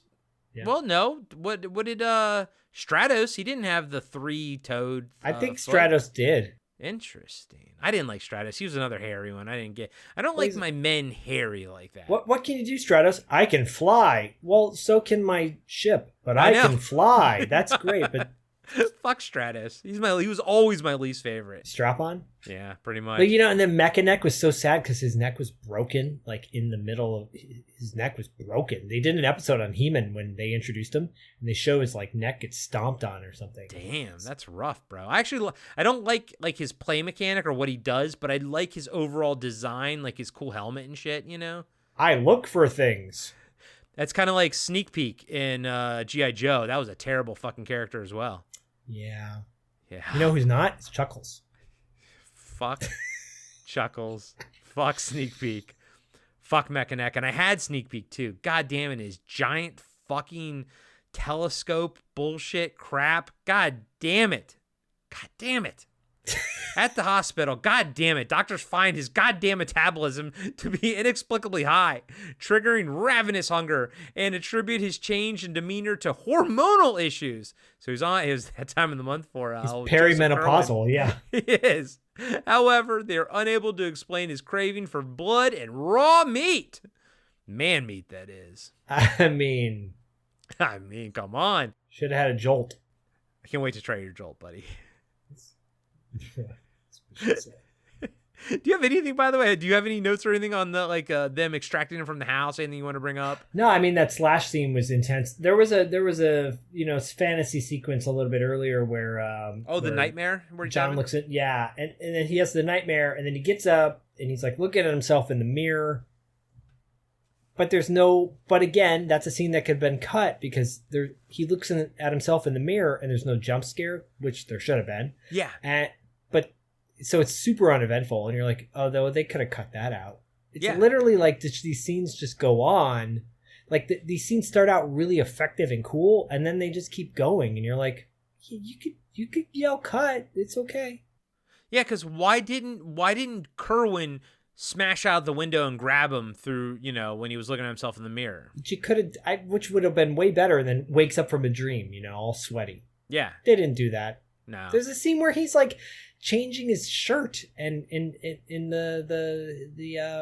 his it's the same secretary. Scene. That's the same scene, yeah. The secretary's like changing his shirt for him and then, Claire walks in and but the secretary freaks out. Like she's not allowed to see him with his shirt off. I'm like, he's just a guy with his shirt off. Who cares? But it's such a long scene where you're like, you don't need this. It's not even funny. It's like, it's not made for a laugh because Claire's super serious. Like you just cut the scene down. I don't know. Yeah, that's when she delivers the micro, tape. Yeah, exactly. I mean, these are a couple examples as to why this movie is as long as it is. So they're not bad. They're just they go on too long. And it feels like a slog because of what Zach says, because there's no, like, nothing interesting outcome from it. It wasn't like, maybe she's into him and she's like, oh, I'm looking away or whatever, but no. Or something happens in the mirror or something like that. But and there's no other times where he's really having nightmares. So it's not like he's going mad or anything like that, No, they dropped that after that. There's not, Yeah. that should have been like a reoccurring theme. Agreed. Yeah. Maybe it would have made it interesting. Oh, that would have been cliche. Well, it would have been more interesting than boring. How about that? Yeah, or like the dreams that only get more intense. Yeah, exactly. And give us more, Yeah. But they kind of blow the no pun intended. They kind of blow their load in that sequence because it's that's probably 2 minutes long. That's that dream sequence, which they could have chopped up and played over the course of the movie. Right. Had to get more and more intense. Yeah. Agreed. All right. Well, meanwhile, John, I do find this stuff is interesting, and the production design is actually really cool. Meanwhile, John uncovers a diary in the carriage house from Ezra Ward, Charles's fifth great-grandfather, dated 1771. The diary explains how Ezra had an affair with Joseph's wife, Eliza, and that Joseph had been practicing necromancy in catacombs he constructed on his property. After a storm floods the catacombs, the townspeople discover a grotesquely malformed creature in the river, which they burned alive.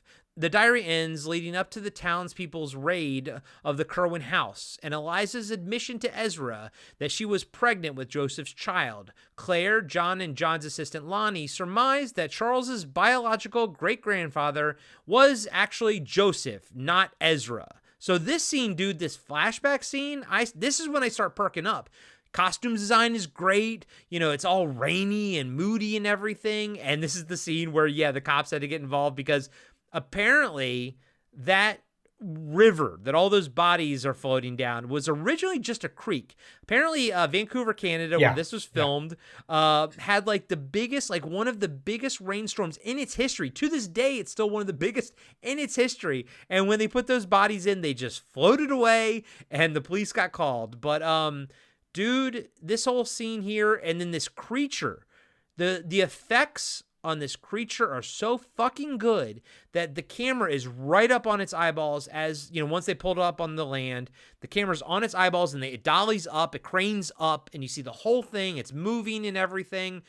Dude, the effects are so good. For a second when the camera's just on its eyes, I think it's an actor just in makeup. Yeah, me too. But it's not. Yeah. The animatronics are so fucking good. This is right here is my favorite set piece creature in the movie. Yeah, this whole sequence is really great and definitely gets you excited for what's to come, because we are almost to the third act, but it is like a great moment, and and I agree, the effects are outstanding. And I like the design of the monster because the idea is that they're not ripped apart. It looks like it's ripped apart, but it's more of a malformality. It was like an unfinished creature, and like its bones and its rib cages are like halfway hanging out and stuff. It's really fucking awesome. Yeah, and it looks like fish, like part fish, Yeah. Like it's got like fish. What do you call it? Like fish bones almost on one side, and like a weird kind of Vecna looking hand, So it's cool. Yeah, it looks great. And then what'd you think of like just what was going on with the townsfolk and everything, and the backstory on Joseph Kerwin here and everything? It's cool. I mean, it's a little like, we're a little like, it's a little melodramatic, I think, at times. It's not like, I think about the Beyond with Fulci's Beyond, where they go back in, 1848 or whatever that was. Like, it's not bad, but it's a little bit like, we're so overly dramatic. And you're like, okay, come on, guys. Just probably could have just cut this whole scene out and just narrated and told the story. You know what I mean? You didn't need to, like, recreate it. Okay. Oh, interesting. Okay. That would have trimmed it down a little bit. And that diary he finds is so cool looking. It's I'm like, I would want to use that for Dungeons and Dragons or something like that. It's like a cool piece of design. Anyways, I thought that was cool. Okay. The backstory of Joseph Curwen and Ezra Ward is much more extensive in the Lovecraft story. It's like basically the first third of it. There are allusions to Joseph living an unnaturally long life, but most of what the movie shows is fairly accurate if condensed. A big difference is that instead of a really gross malformed body washing up on shore, the body of a giant naked man is discovered in the snow, and then judging by where the tracks came from, the man was killed by Curwen and his people. And here's where the strange part is. The older townsfolk know him to be the late blacksmith who died 50 years prior. So that's that's cool. That's cool, but like I like the deformed body better. I think that's much cooler looking. I want to see a deformed giant body. That would be fucking cool, actually. That would be really fucking cool. Yeah, I'm serious. I'm not joking. Also in Lovecraft's story, it's implied that, when you get back to modern times, Dr. Allen, who, a.k.a. Ash in this movie, but a.k.a. we know is going to be Joseph Curwen, it's implied that he digs up Ezra and resurrects him only to kill him again, presumably as an act of vengeance. And this is kind of told in two separate newspaper stories from 1920-something. So it's like, I thought that was a cool little thing that's not in the movie at all, but totally makes sense that if Joseph Curwen had this ability, he would absolutely go to the people that fucking killed him and resurrect them 200 years later just to fucking kill him again, Yeah. Put that in there instead of, a dream sequence that doesn't go anywhere. Yeah, right? Yeah, I'd rather see Joseph Curwen go digging up Ezra's remains and then fucking him back, essentially. Yeah. Yeah, fucking in the fucking him back. Exactly. You know what he did to him? What? He fucked him back. Wait, what? What? God damn. Who's breaking this down? Corey? Oh, yeah, okay, that makes sense. There you go. John and Lonnie decide to search for the catacombs on the farmhouse property with Claire and blow it up with explosives if they have to. Of course, because, everyone can get a hold of explosives. Yeah, I'll just cut you off really quickly and say that's the thing that, I go, wait, they're just going to blow the whole thing up? What kind of detectives are these? Where they're suddenly like, we don't care about evidence. We're just going to blow, don't you want to call the cops? And have the cops investigate the thing? No, we're just going to blow it up. And where do you get C4 from? Oh, it's Rhode Island, Oh, yeah. You're right. My bad. Everyone in Rhode Island has C4. You don't have to talk like that right now. You're not in the scene. you're not on your podcast. It's for my podcast. Ooh. Cooking with Chris. Cooking with Chris. I think it is called that. Oh boy. In the I book, am a podcast. Did I mention I'm a podcaster? Oh boy.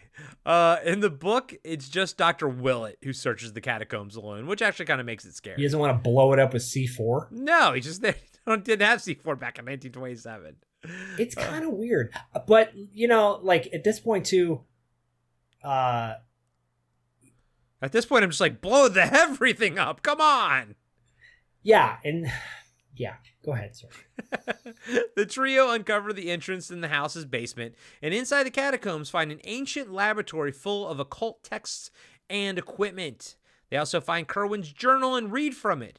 Curwen explains that he has conquered death, but everything depends on the completeness of the remains. There's also a passage implying that the resurrected will use the flesh of the necromancer in return. I wrote this down. I wrote the dialogue down, and I still don't fucking understand it. Beware the marriage of the flesh, for that which is taken hath a desire of its own return, even if it be sucked from the operator's very bones. When suddenly the skeleton is reconstituted, the operator is pulled asunder as the flesh is useth to restore itself, returneth to its rightful owner. This was a bit confusing, but of course pertains to the ending of the film. It's also a lot more vague in the book, how people are resurrected.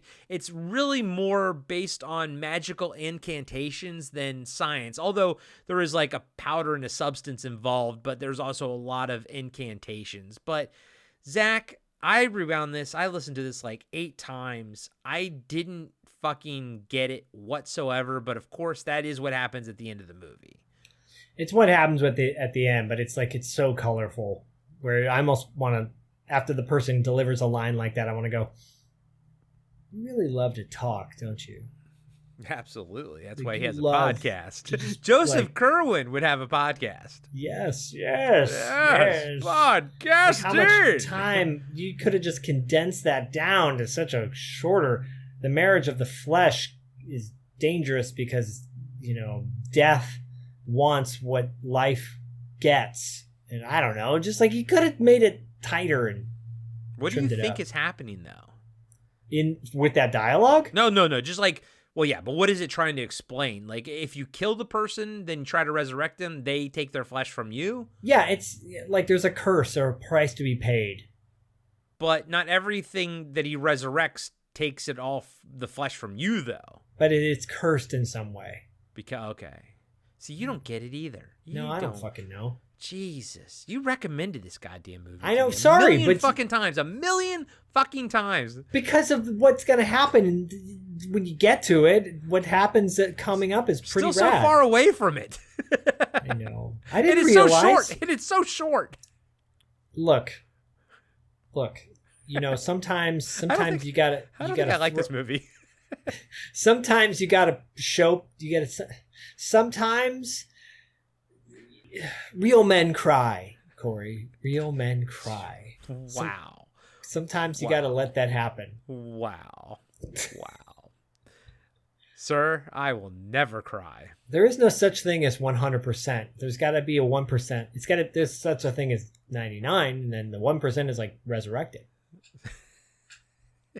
I know you're trying so hard. I got a podcast, Cooking with Chris. Yes. Do you know how hard it was to do the Resurrected?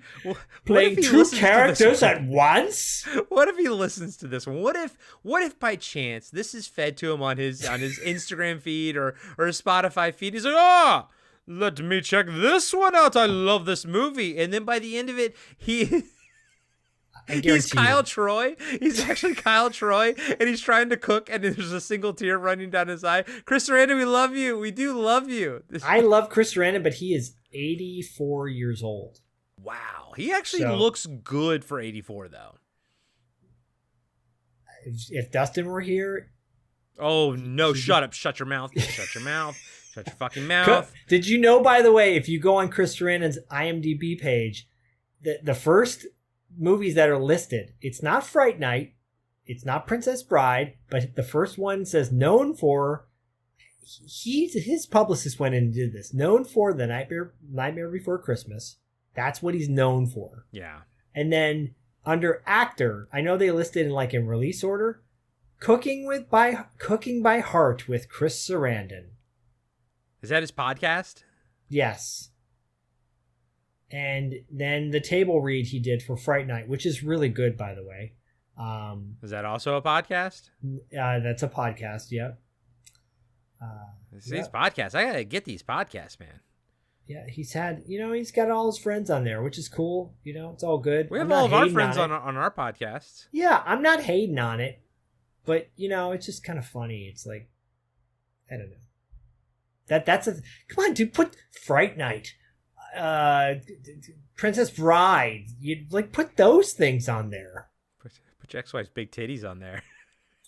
Sure. Did you know that Chris Sarandon was in the Fright Night remake? I didn't know he was in it. Oh, I don't. I only saw it once. I didn't hate it. I saw it with you. I didn't hate it. Did we? Yeah, we saw it together. Yeah, well, that was during that stint where we watched a lot of movies together. Didn't hate it. Yeah, I don't know if I ever need to see it again, but I didn't hate it per se. Yeah, Look, Chris Sarandon is a talented guy, and I'm playfully goofing. So, Chris, if you're listening to this, he's not listening. I'm kidding, but you're not listening to this because you're 84 years old. We're lucky you even know what a podcast is. As the group searches further into the lab, they find urns filled with the ashes of long dead people. John says that this is an immortality lab. While the movie implies that they are just test subjects, in Lovecraft's story, Kerwin also brings people back, occultists, magicians, sorcerers, for their knowledge, which he extracts through torture. It's also implied that he brings back loved ones of people he wants to blackmail, so he has knowledge over them. The whole body thing is much more it's not like it's extensive, like they're talking about it or showing it in the book, but you gather that it's much more important than what the movie is showing. Is they're literally resurrecting people that like are titans of their industry, of course, back in 16, 15, something, whatever, that are these great minds. And it's like, hey, what if you have access to, instead of their books, you can bring the fucking person back and then get whatever information you want out of them. I found that to be infinitely interesting, and it's not really pushed forward in the movie too much. So this is my take on that, and why I think people love H.P. Lovecraft. But I think at the end of the day, you really don't love H.P. Lovecraft. You just love the themes. Right. You love the ideas. The ideas are rad. Like, that's cool. Magicians, warlocks, whatever, like, that's a great thing to think about and world build with. And maybe that's what happened to this movie with me. Like, I watched it and I thought about it afterwards, and like, just the idea, the concept, a detective gets hired to investigate his wife's strange, husband doing things with bodies. Like, it all sounds really cool. And then the execution is like, meh. But I think this is what happens, and it's what happened with me with this movie. You go, no. The concept is way better. It's way better. So that makes it already, it's giving extra credit to a movie that maybe doesn't deserve that. Right. Yeah. Like, this movie's, again, said it many times throughout this whole thing, it's not bad, just sluggish. So if you take but if you just take a slug out and you just start explaining it, like what's going to happen right now in the catacombs, just saying catacombs, people go, ooh, tell me more, Yeah. No, I totally get what you're saying. And I think I said at the beginning of this movie, it's like, I enjoyed it more when it was sitting in my head in between viewings. I was like, oh, maybe I did like, maybe I was wrong. Maybe I was wrong. Nope. It was the kids that were wrong. Like, you know what I mean? Like, nope, right. It's the movie that's wrong. John, Claire, and Lonnie discover a huge chamber in the center of the catacombs. There are pillars supporting it, and in the center is a chair and a desk. Nothing really becomes of that. As they walk around the chamber, they see bones littering the ground and wells dug into the stone. Some are covered and some are open. When they use the light to look into one of the wells, they see a grotesque sight, a deformed body moving around, much like the creature that was washed up on shore in the flashback scene, but like with no face or whatever. It's so horrific. Yeah, it reminds me a little bit of Society with like the mass of flesh. And it looks like it's almost stuck to the wall with some of its flesh and everything. Yeah. Oh, it's really gross. Yeah. Really gross. I love it. And this is pretty much exactly like the story, but since it's only Dr. Willett, no one gets killed. He only sees one resurrected, but hears others moaning and moving in their individual cells. So in the book, he only sees one, but it's implied that there are more.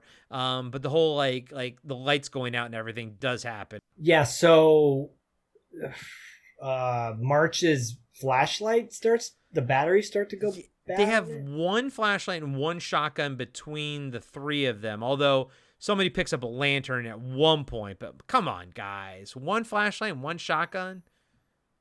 The batteries start to go dead, but then miraculously come back in a moment. That's a little loose, but whatever. And then, sadly, for those that know, Lonnie's he's the quote-unquote red shirt of the crew, because he's a sacrificial lamb. Yeah, and the light going out and everything like that, that's them trying to adhere to the book. Because Dr. Willett, he's got like one, because it's 1920 something, so he does have like a flashlight or something like that. And he looks into the well, and of course, typical Lovecraft, it's indescribable what he sees, the horror, and he drops his flashlight. And then he is in pitch black, and he has to make his way out of the catacombs in pitch black. But he's also like, there's a lot of tension because he knows that there's one open pit, and he's like trying not to fall in it, but he eventually makes his way out. But I do think this is them trying to adhere to the book as faithfully as they can. But in 1991, it's like, of course the flashlight's bad. I've never owned a flashlight where the flashlight battery dies on me. It's never happened in my entire life, but I've seen it in movies a million fucking times. Same. And I've had matches that last a lot longer than the ones that did in this one. As the trio attempt to leave the catacombs, they come across one creature eating a human head. So this one's out of the well. As it lunges, Lonnie drops the lantern he picked up in Kerwin's lab as he raises his shotgun. But he doesn't shoot the shotgun. Like, you would think that, like, there'd be this flash of, like, shooting, but, like, nothing ever happens with that. No. Tell me what you think of the creature, because this is pretty much, aside from the midpoint one in the flashback scene, this is the set piece creature. The one that Deep Roy is playing. Yeah, this is cool. This is great looking. It's horrific, terrifying. This is the scene that we were waiting an hour and almost 20 minutes for. And the creature's head is like, it's almost like The Thing, where it's deformed. It's very Rob Bottin-esque looking. Yeah. And how much do you really see of it? It's literally a flash and then that's it. Yeah. So, it's a quick moment, which is really sad. I feel like they could have held the camera on it a little bit longer because it's super terrifying with like black eyeballs, and I'm like, the scene in the wells, like they could have held the camera on there a little bit longer. Literally, it's like half a second or maybe a second at the most. It's not very long that you see it. So that's disappointing, but what you do see is very cool. Yeah. While the trio are in pitch black, Lonnie lights a match and they start walking together, but unfortunately the ex-smoker falls into one of the wells and is killed by the resurrected beast inside. It's kind of... Yeah, he gets eaten, and there's no, like, screams and crunchings. Like, it could have been more grotesque, and just auditorially. It didn't have to be, like, visually. It could have been more gross. Yeah, and it's sad. He has he dies, and then you're like, oh, man, but he's a cool character. Yeah. I hate when they do that. Me too. As John and Claire attempt to flee, the original creature they saw eating ahead attacks, and Claire is knocked down. John fights it mano-y-mano and knocks the grotesque horror into a well. As John and Claire leave the catacombs, Claire finds Charles's suitcase and brings it with them. John leaves C4 on the ground as creatures chase them in the darkness. Once outside, John puts an unconscious Claire in the car, and when they are a safe distance away, he detonates the C4 and blows up Kerwin's farmhouse. It's a good miniature, by the way. Yeah, I agree. What was the motivation behind wanting to bring the suitcase? Claire just knew that, we're going to find out it's going to have Charles's bones in it, but Claire, she was like, oh, it's Charles's suitcase. Like, that was all of in-movie motivation, but, for us, it's going to be, we're going to discover a lot from it, but she was just like, oh, that's Charles's suitcase. Oh, okay. Yeah. That was it. But Zach, yes, so much is everyone talks about this this catacomb scene and everything and the creatures.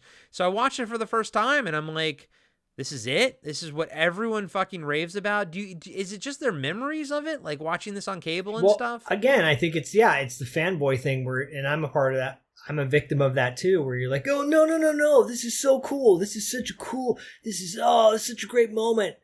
You see it in a highlight reel, on like best horror scenes in movies. And then you're like, oh, but the whole movie's got to be good. No, not necessarily. It's like there's so many movies from the 80s and then early 90s where there's like one or two really cool sequences. And then you're like, but the rest of the movie's not that great.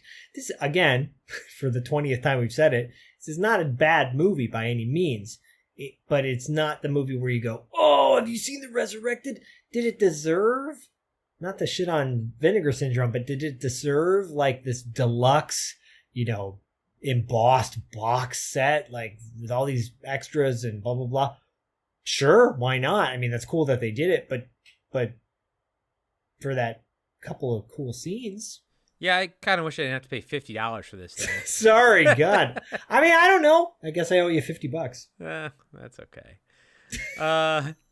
John, so hey, anybody want to buy a Blu-ray for $44?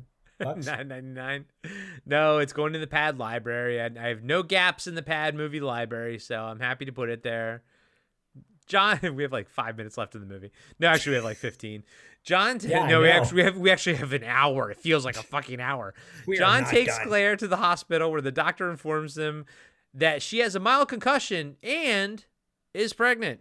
In Lovecraft's story, going back to the catacombs, while in Kerwin's laboratory, Dr. Willett accidentally summons an ancient entity who is an enemy of Kerwin and his fellow necromancers. The doctor faints, awakening much later in the house above. The entrance to the vaults has been sealed as if they had never existed.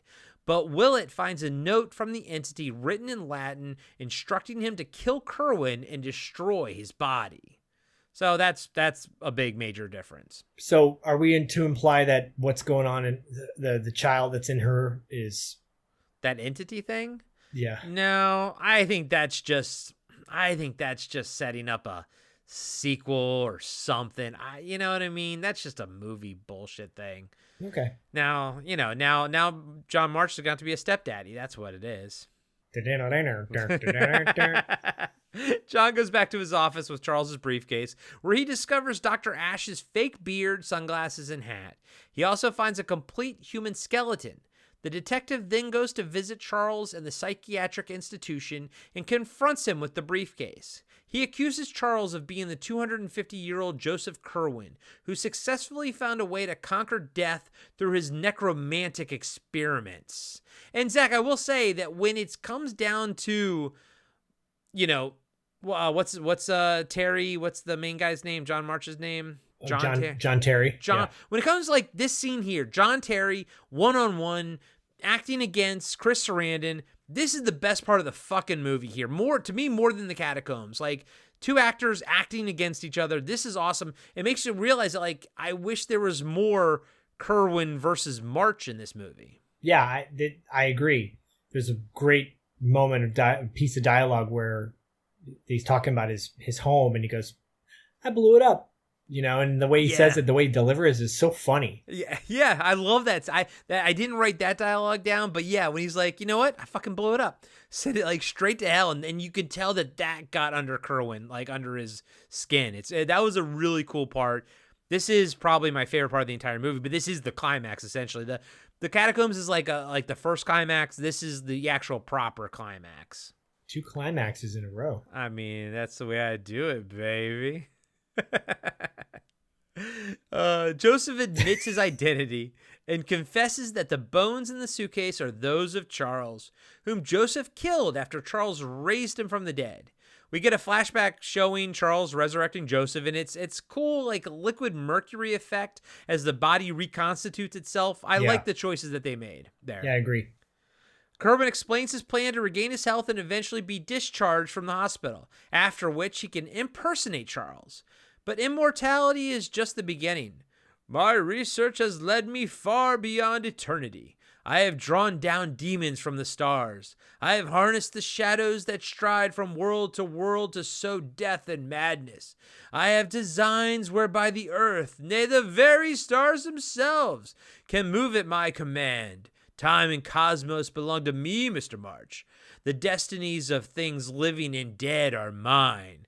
That's some Lovecraftian shit right there. It is, but you left out the one last line that he said, and then I will have a podcast. Then I will have a podcast in the year of 2025, 26. Cooking with heart. What? What's a podcast? Never mind ye. I'm an actor. Kerwin goes on to say that the curse of the formerly dead is the hunger, and it will not be denied. This isn't really a thing in the book, by the way. Like, he does, like needing to eat blood and all this kind of. It's not really in the book that way, but it does. I actually like that for the movie. I'm fine with it here. Wish there was more of it. Kerwin breaks free of his straitjacket, which is really cool, and attempts to cannibalize John, but an orderly enters the cell, interrupting him. The necromancer tosses the man across the room, then rips off his head with ease before turning his attention back to John. Dude, that was a great effect of him ripping his head off. Yeah, it's literally like a tangerine. You just like ripping the skin off with Tangelo or whatever, those little cuties. Yeah, yeah. Like, it was so easy. Yep.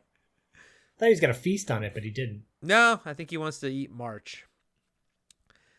And as for thee, I shall strip thy flesh from thy bones like a suckling pig. But because I'm a madman, they will do nothing to me. Such are the customs of this enlightened century. Then, in due time, and under the guidance of the learned Dr. White, I shall make a full recovery and win my release. Mrs. Ward will be pleased, yes? Yes. Especially when my teeth are fixed. I was like, oh, bro, you know your teeth suck, bro. I know, that's pretty funny, actually. Oh man. Anything so far here for you, buddy? No, I mean it's hilarious. Well, it's awesome. It's an awesome moment. It is the best moment of the movie, and they did save the best for last. And it's brutal. Yeah.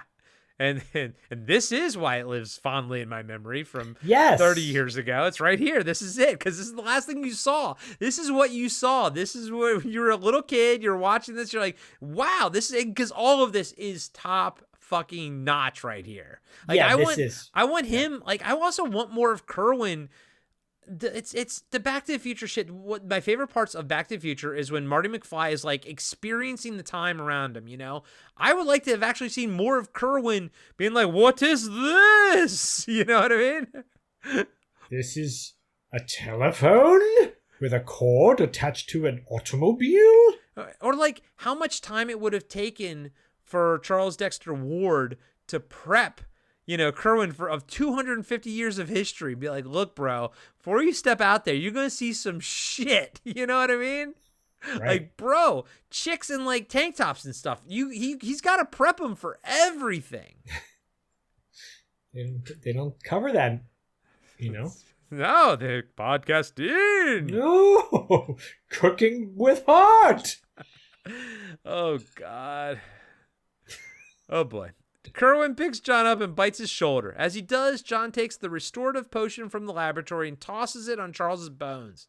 Charles's skeleton reanimates and begins to tear the flesh off of Joseph before the two disappear in a cosmic explosion. Of course, cool. I get it. This is awesome. This is what you remember. Yeah, this is all the stuff where you're like, oh, this movie rules. This movie fucking rocks. So now, Cam, like the 2 hours prior to this that you listened to us crap on the movie that was chosen, this is the outcome. So for those of you that are interested, patreon.com/podcastingafterdark, will we crap on your movie? No, a little bit. Maybe. But we will we will end it with a bang. And this is a bang to be ended with. Hell Thanks, yeah. Cam. Well, Cam also did give us the Beyond before and the Howling. He's given us quite a few bangers. Well, Cam gave us the option of choosing, and so I'll take the L on this one. Yeah, because Cam gives us a giant list to choose from, and I was going to go with something else, and then I was like, oh, but Zach's been talking about The Resurrected forever. I'm so excited to watch it, especially coming off you know what, no, it was more of coming off the heels of that memory documentary. I'm like, let's finish up Dan O'Bannon's 2-movie career, you know, and I'm like, here we go. So excited, and yeah, anyways. Oh boy, I lost again. Again. Sorry. John opens the window and tosses. Oh, and yeah, dude, by the way, the skeleton shit, this is fucking awesome. This is fucking badass fucking awesomeness. Every bit of it, all, you know, minute and a half of it is, every second of it is amazing.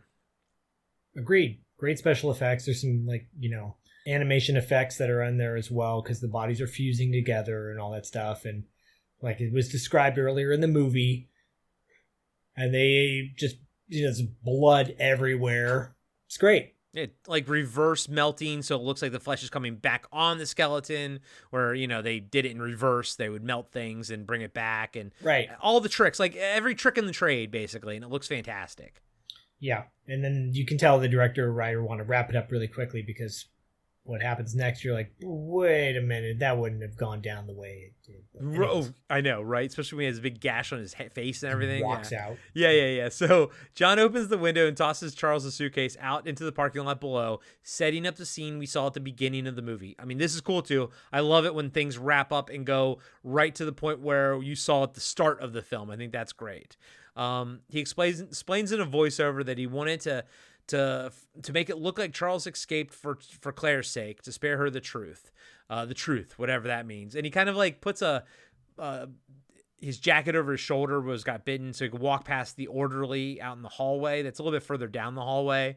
But that it would work better if that guy didn't say something to him, you know, and look up at him. I wish the guy was just looking at his paper as March walked by, because he's like, oh, how is he? And March is like, he's comfortable. But like March has got like a giant punch gash on his face and everything. It's like, hey, bro, what happened, man? Like, are you okay? You know? No. Yeah, well, you can't just shrug that off and be like, oh, it was a pimple.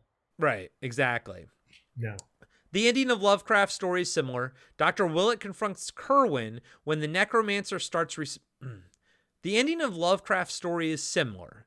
Dr. Willett confronts Kerwin, but when the necromancer starts reciting a spell, the doctor recites a counter spell he learned in Kerwin's diary and destroys him, kind of just turns him to ash, essentially. Willett also writes a letter to Charles's father telling him that his son escaped, but he can erect a tombstone for him in 1 year on a specific location at the family plot, where we know, the reader, that Dr. Willett buried Charles's remains the night before the confrontation because he actually found them. It makes sense in the Lovecraft story. Also, we find out that the other necromancers Kerwin was trading bodies with have been destroyed, presumably by the entity he summoned in the catacombs. So they omitted that completely, that whole entity thing. But yeah, as far as how faithful this movie is to the source material, as far as Lovecraft stuff goes, like I said, I've never read the stuff Reanimator's based on, but from what I understand, it's very sort of loosely based and From Beyond and everything. This was pretty fucking faithful, given, major changes that they did. Even with those major changes, I think it still remained fairly faithful. I still found the book to be, even though it was like I was trying to get through it in time for this review, and it's walls and walls of text, I think it's still very enjoyable, and I highly recommend everyone read The Case of Charles Dexter Ward. Okay. You sure that's not you getting excited about one scene like we did in this movie? No, there was a lot of cool shit. There was a lot of cool shit in that story. I didn't like it as much as the Mountains of Madness, though. I think that is still okay. And I know everyone that's like his favorite story, and I think there's a reason for that. It's a really cool fucking story. Yeah, I mean, look, if you've never seen this movie before, and I know maybe you're listening to this going, oh man, I don't want to watch this movie now. No, I think you should still watch it. I think you should watch it. It's worth one viewing at least. Yeah, you might actually enjoy it. I didn't dislike it. Again, I haven't seen this movie in probably 20 years. Maybe, 20 years. And watching it again, I was like, this is slow. But I still, at the end of it, I was like, oh, yeah, that's a great ending. And it is. It's a really satisfying ending. Where did you watch this? I have the Scream Factory edition of it that came out 5 or 6 years ago. That's the edition I have.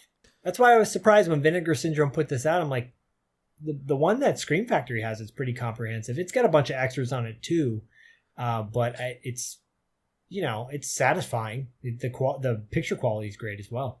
Yeah, I kind of wish I'd picked that one up because I think that one was only like $15 or something. Because I was like, they're moving it. I can tell they're fucking moving it because it was like down to like $15. I was like, I'll get this one. This one I think does have all of those interviews from the Scream Factory one, because the older ones that they say archive interview or whatever, it's always done by Red Shirt Pictures, and I think that is Shout Factory's production company or whoever they partnered with or whatever. And then, but it did have the newer ones. I think the one with the special effects guy, I think that was newer. The Chris Sarandon one was a newer Chris Sarandon one that I had to stop watching because he said 1,000 times in one sentence. Cooking with heart. No, do you want to talk to me about my pod? With heart podcast heart. Oh, Chris, we love you. Don't listen to this. You know who Chris Sarandon didn't have on his show that we had on our show? Stephen Jeffries. Not to sound jealous, but a little bit. Stephen Jeffries. And we had Stephen Jeffries on our show way back when, who played Evil Ed from Friday Night. That was I think one of our first interviews. It was like that and Tony Timpone. I wasn't on it because we weren't set up for remote, interviews and stuff like how we do now. Wow. Like guys and gals, it's like, I think the first one that I was on was Tom Matthews, but that was technically like our third one or something like that. So it's been an evolution, a process of evolution, but these are like phone-in interviews too. So yeah, it's wild, man. It's fucking wild. But Cam, thank you. And I'm sorry. I love you, buddy. Everyone go check out the Jacked Up Review Show podcast. If you enjoyed what we did here, you can join our Patreon. If you didn't, you should join our Patreon anyways, because there is so much great content on there. That's why Cam is a member. That's why we have so many great members of our Patreon community on Patreon, because we have a tour de force episodes covering John Carpenter and Don Coscarelli and Bill Lustig. And we have Wrap Up After Dark, which is our monthly wrap-up show, which is a lot of fun as well. It's more stuff like this where we goof on things. And then obviously at the highest tier, you could be a producer.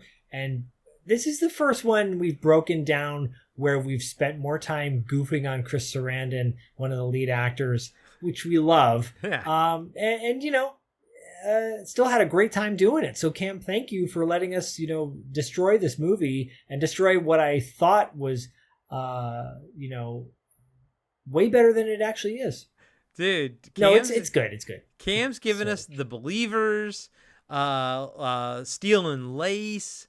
I think Body Steel Parts. and Lace is great. Steel and Body Lace Parts, is fantastic. Body Parts is fantastic. Was it fucking Dead Calm? I think that was one of Cam's. I think too, so. as well? Yeah, Cam is very eclectic. Y'all should check out his show as well. Like Corey said, and you know, it runs the gamut. There's a lot of diversity on there, and I'm so glad I got to revisit this film and watch it and go, okay, 2026 lens. Way different from 1991 lens. Yeah, and maybe if I'd seen it back then, it would have hit a little bit differently for me.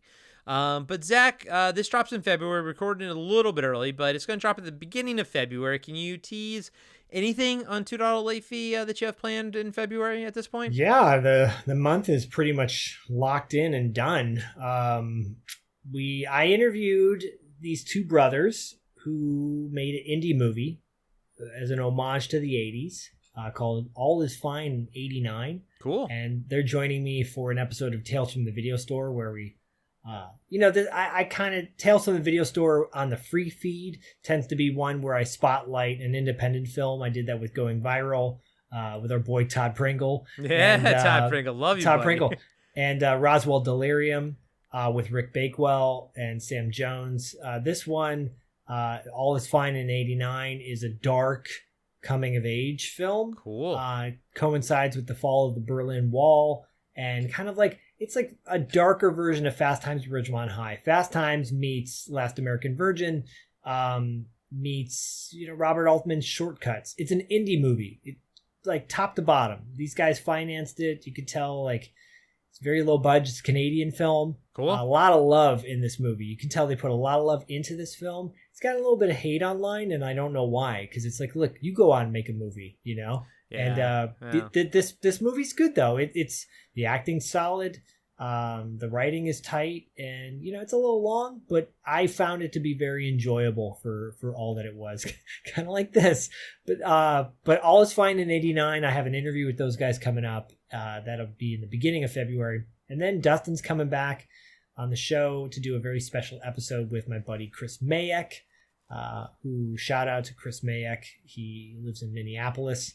And he interviews people, like a lot of anime people. Oh, cool. And we're doing a underrated 80s teen rom-com episode. So we're talking about for Valentine's Day. Cool. Okay. It's not one thing everyone's talking about, probably a different movie or whatever. Okay. Yeah, so we all pick Right. an underrated Okay. 80s teen rom-com. So listen to find out what they are then. Yeah, I'm not going to tell you. No, of course not. I wouldn't expect you to. Oh, man. All right, guys and gals. I am happy that I finally got to watch this movie. And Yeah, I can me too. and I can check it off the old letterbox list and move on with my life. I'm very excited for the movie that Brian has for us to do at the end of the month. It is, I'll just tease it, that it's a Walter Hill film, and I'm very much looking forward to that one. So I've never seen it before, so it'll be first time watch for me on this one. I think, Zach, you've probably seen it before. It is not Geronimo. Is that a Walter Hill film? I believe it is. Okay. It's not. It's not that. It's not Southern Comfort either, so. All right. Not Hard Times. All right, guys and gals. Well, as always, catch you on the dark side of my podcast. Be sure to subscribe to Podcasting After Dark on Spotify, Apple Podcasts, and YouTube. You can support the show by joining our Patreon page, picking up a t-shirt from our merch store, or leaving us a 5-star review. Follow us on Instagram at Podcasting After Dark. All links can be found on our website at www.podcastingafterdark.com. And join us next time for another cult movie or TV show review with Corey Stevenson and Zach Schaefer. Hello, my name is Anna, and if you're into scary stories and creepy real-life happenings, then I think you will love my podcast. Let me tell you a scary story. Join me every week as I read to you stories of the paranormal that actually happen to ordinary people. These are things that can't be explained and don't always make much sense, and they are sure to intrigue and to give you the shivers. So join me on your favorite podcast listening platform and let me tell you a scary story.